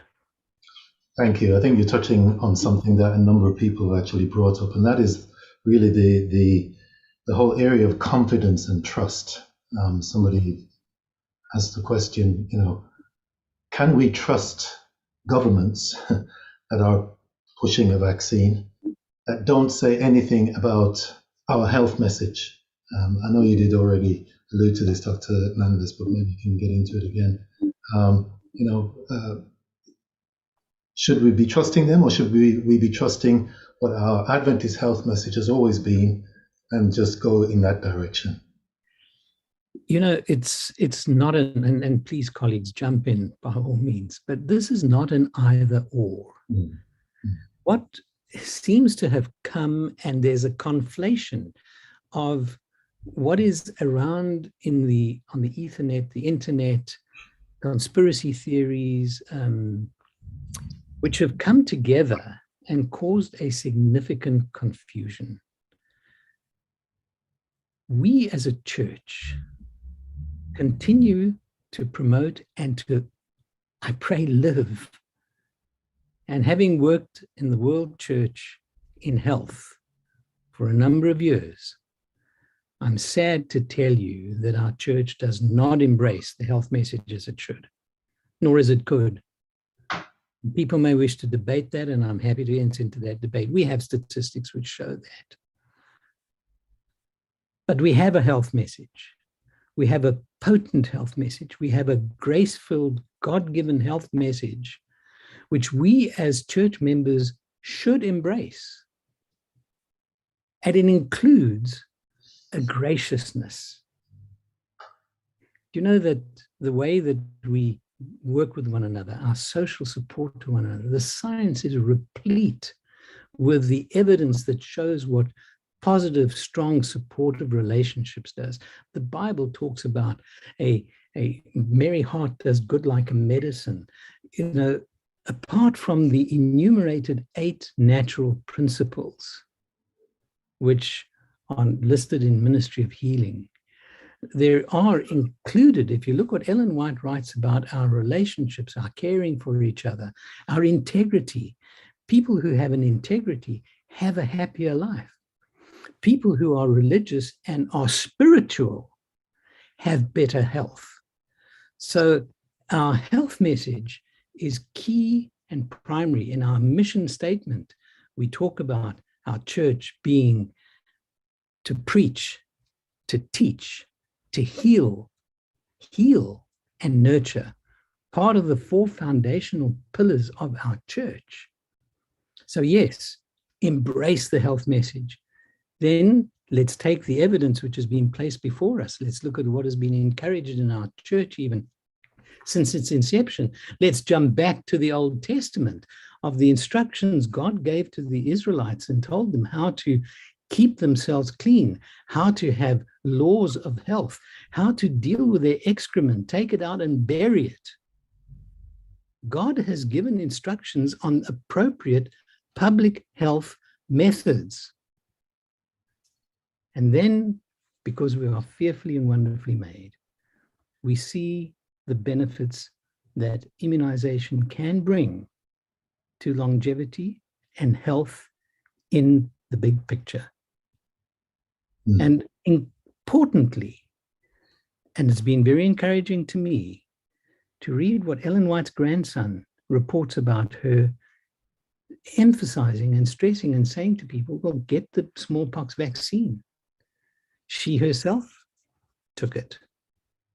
Now, those are issues which, as we as a church look back to the Bible, the spirit of prophecy, peer-reviewed evidence-based health science, all of these issues come together and bring what is sensibly, what I mentioned and summarized in my talk, the public health measures that increase longevity have been sanitation, clean water, and immunization. What a blessing we've had to understand that, and in the context of the Adventist health message, which is robustly supported by excellent health, peer-reviewed science. Thank you. Jennifer Woods, that's all you have. Yeah. To add to what Dr. Landis said, it's not a question of either or. Yes, we promote our health message. It is a blessing. We should be preaching the health message, but at the same time, we should also be submitting to government authorities as long as it's not conflicting with, obedience to God. That's biblical. And it's not saying that government authorities are perfect. They're made up of humans. And so, yes, there are imperfections there, but right now, this is a public health crisis. And at least as I see it, I don't see a conflict between what the government is saying we should be doing, which is to protect the public health around us, and our health principles. So I don't see this as being an either or. Yes, I would like to add that the nature of the question, I think, has to be revisited also somehow, because should we trust government? The issue is not just about trusting government, because it is about also Seventh-day Adventists, like our experts, doctors, and so forth, who are making recommendations. It's not just about the government.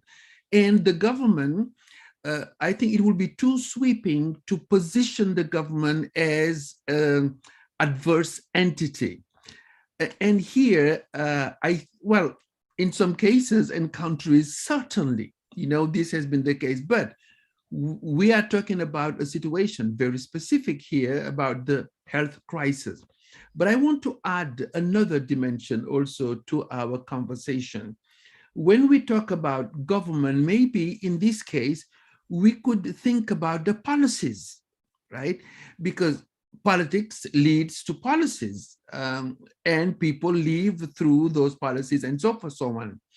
And I think our approach to the international community, community, or even national policies and so forth, has, I think, a Christian twist to it. In our policies, we are expressing solidarity with our neighbors.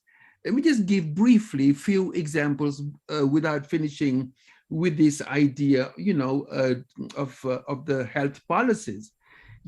For example, policies should be expressions of our code of ethics. For example, how we treat the homeless, that talks about housing policies. How we treat migrant immigration policy. How we treat the poor, policy for government welfare social programs. How we treat the uneducated, education policy. How the government takes money from the poor, the rich, and those in between, tax policy. And we could continue talking about the budget, civil rights policies, etc., etc., and also human rights policies. So we are part of all that. We engage governments, right? And the health policies today, the same thing. We have an added value. We add to it our Christian code of ethics of caring about our neighbor. And I think this is where the vaccination issue and policies about vaccination also should include that moral, ethical aspect.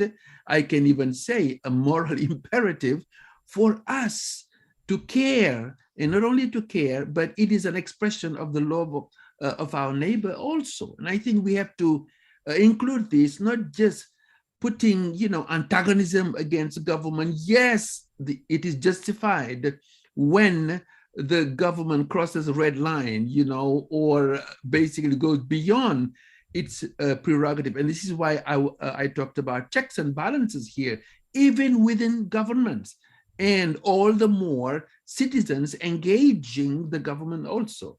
I think we really need to think carefully about these things. Whatever we do as Christians should be expression of our code of ethics, of our valuing of what really matters to people and how we can care. So all these policies, including health policies. And again, the government, when they propose something, in many ways, it can be legitimate because based on science. And Adventists and other Christians and other religious people, religious actors, participate in this conversation. Dr. Landless, I think you were going to say something as well. I was on the track that we were talking about on our church history. The Adventist Review and Sabbath Herald has records of communications between our church and its missionaries in the 1930s, 1937, encouraging the use of the typhoid vaccine, the smallpox vaccine. And in 1957 as well, there's a letter which is using language which today would not be very well accepted. When I say language, the use of language, addressing a missionary who was resisting having his daughter vaccinated against diphtheria. And the comment was made by the author, which said, "You may take onto your broad yet ignorant shoulders the decision of refusing this immunization for your daughter, but when she dies, when you're on service, the consequences are real." And, you know, back before that, in 37, one of the letters says, it's very important to live the health message, but use the additional protection of immunization as well. And our missionaries around the world are largely, and still it's expected that our missionaries will be vaccinated according to the needs of the areas where they're going to be working. I would like to add one comment briefly. I see our time is running, but I would be remiss not to just point out something regarding Dr. Cassiano. Many people may not know him, but I just want to appreciate that we have an expert of this stature in the scientific field, not only because he's at Loma Linda, which is our flagship health education institution, but recognized in the world as an expert in immunology and his field. And I deeply, deeply value that an individual who was sourced and recruited from the Scripps Institute, one of the most prestigious institutions in the world, has made this tremendous contribution. Of course, that doesn't downplay the contribution of the other members of this panel. But I do believe that it's important that the viewers understand the caliber of the information which he has shared today. Because it'll be said, well, you know, we can quote, there's a Dutch virologist who says this, and we can quote another outlier there. Well, sometimes I'm sad to use this very direct language that there are outliers, dare I say it, there are outright liars. And there could be the greatest of sincerity in sharing of some of the falsehoods which are going around. But I just want to appreciate when we have such valuable scientific material shared with us in and with integrity. My heart is thankful. Thank you very much, Dr. Landless, and that really was what I was going to do here at the end, but you said it so very well. I'd like to thank all four of you for taking your time, for preparing, for taking the time to answer our questions here. It's been invaluable. We're really glad that we have this recording, and it will be put on our website afterwards. It will be immediately available on YouTube as well. Yes, just unmute and I just wanted to very briefly add to what Dr. Landless said, and share a public apology to Dr. Cassiano, because I was literally persecuting him, to be part of this, and that is because I knew how valuable his participation. So I even called another person to trace him and all those things. So Dr. Cassiano, my apology, even though it is not repentance, because I'm glad you have joined us. Yeah, no apologies, nothing to apologize for. I train as a scientist at the University of California in microbiology and clinical immunology at the Scripps Institute, and I had a thriving research career with NIH funding, and Loma Linda approached me to recruit me, and many of my colleagues at the Scripps Institute, at the Salk Institute, the Burham Institute, in La Jolla in San Diego. They told me that that I was gonna commit a professional suicide if I came to Loma Linda, because Loma Linda at the time was very strong clinically, very strong in teaching, and it was building a research program, NIH-funded research program. But I felt the calling. I felt this is a place where God was calling me. At the time, Loma Linda was recruiting a lot of young scientists, very promising scientists, and my career has blossomed here way beyond what I had imagined, way beyond what may had happened had I stayed in other places, and I have contributed to the field of cancer and autoimmune diseases at the international and national level, and still after 25 years at Loma Linda, still keeping some NIH funding for my research. It's a pleasure for me to be here and to share some of this knowledge. And I would like to do a final statement. As Adventists, we have a treasure in our health message. Yes. But the reality of the world we live in is that we have a genetic predisposition to diseases. And unfortunately, our healthy lifestyle, what it helps a lot to prevent chronic disease, sometimes may not prevent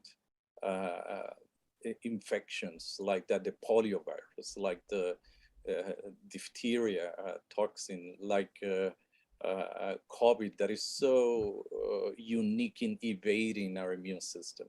That's why I echo Dr. Landler's comments that we need to have hand in hand our health message together with public health measures that complement each other. They don't antagonize each other. They complement each other. One goes hand in hand with the other, because as I read the scientific literature, I see so many cases of genetic traits that we have that may predispose us to develop severe COVID regardless of our lifestyle. Every day in the news, I see a young father, perfectly fit, with a healthy lifestyle, dying of COVID, a young mother, a child. I personally have lost 2 or 3 friends, Adventist friends with very healthy lifestyle to COVID, some in the 70s, some in the 30s. So we need to take our health message, blend it with these public health measures to save lives and continue the healing ministry of Jesus Christ. Thank you very much. I think that's a fitting way to close our symposium here, and thank you, each and every one of you, for being with us today. And I'd like to thank you as our viewers as well for taking the time to follow this symposium. As I said, the recording will be available on demand later, so please do visit the Trans-European Division website and you will find it there. And you can go onto YouTube and it will be available there as well. May God bless you and help you as you continue to make good and healthy and wise decisions about your health and how to help others around you as well. Thank you all, and God bless you.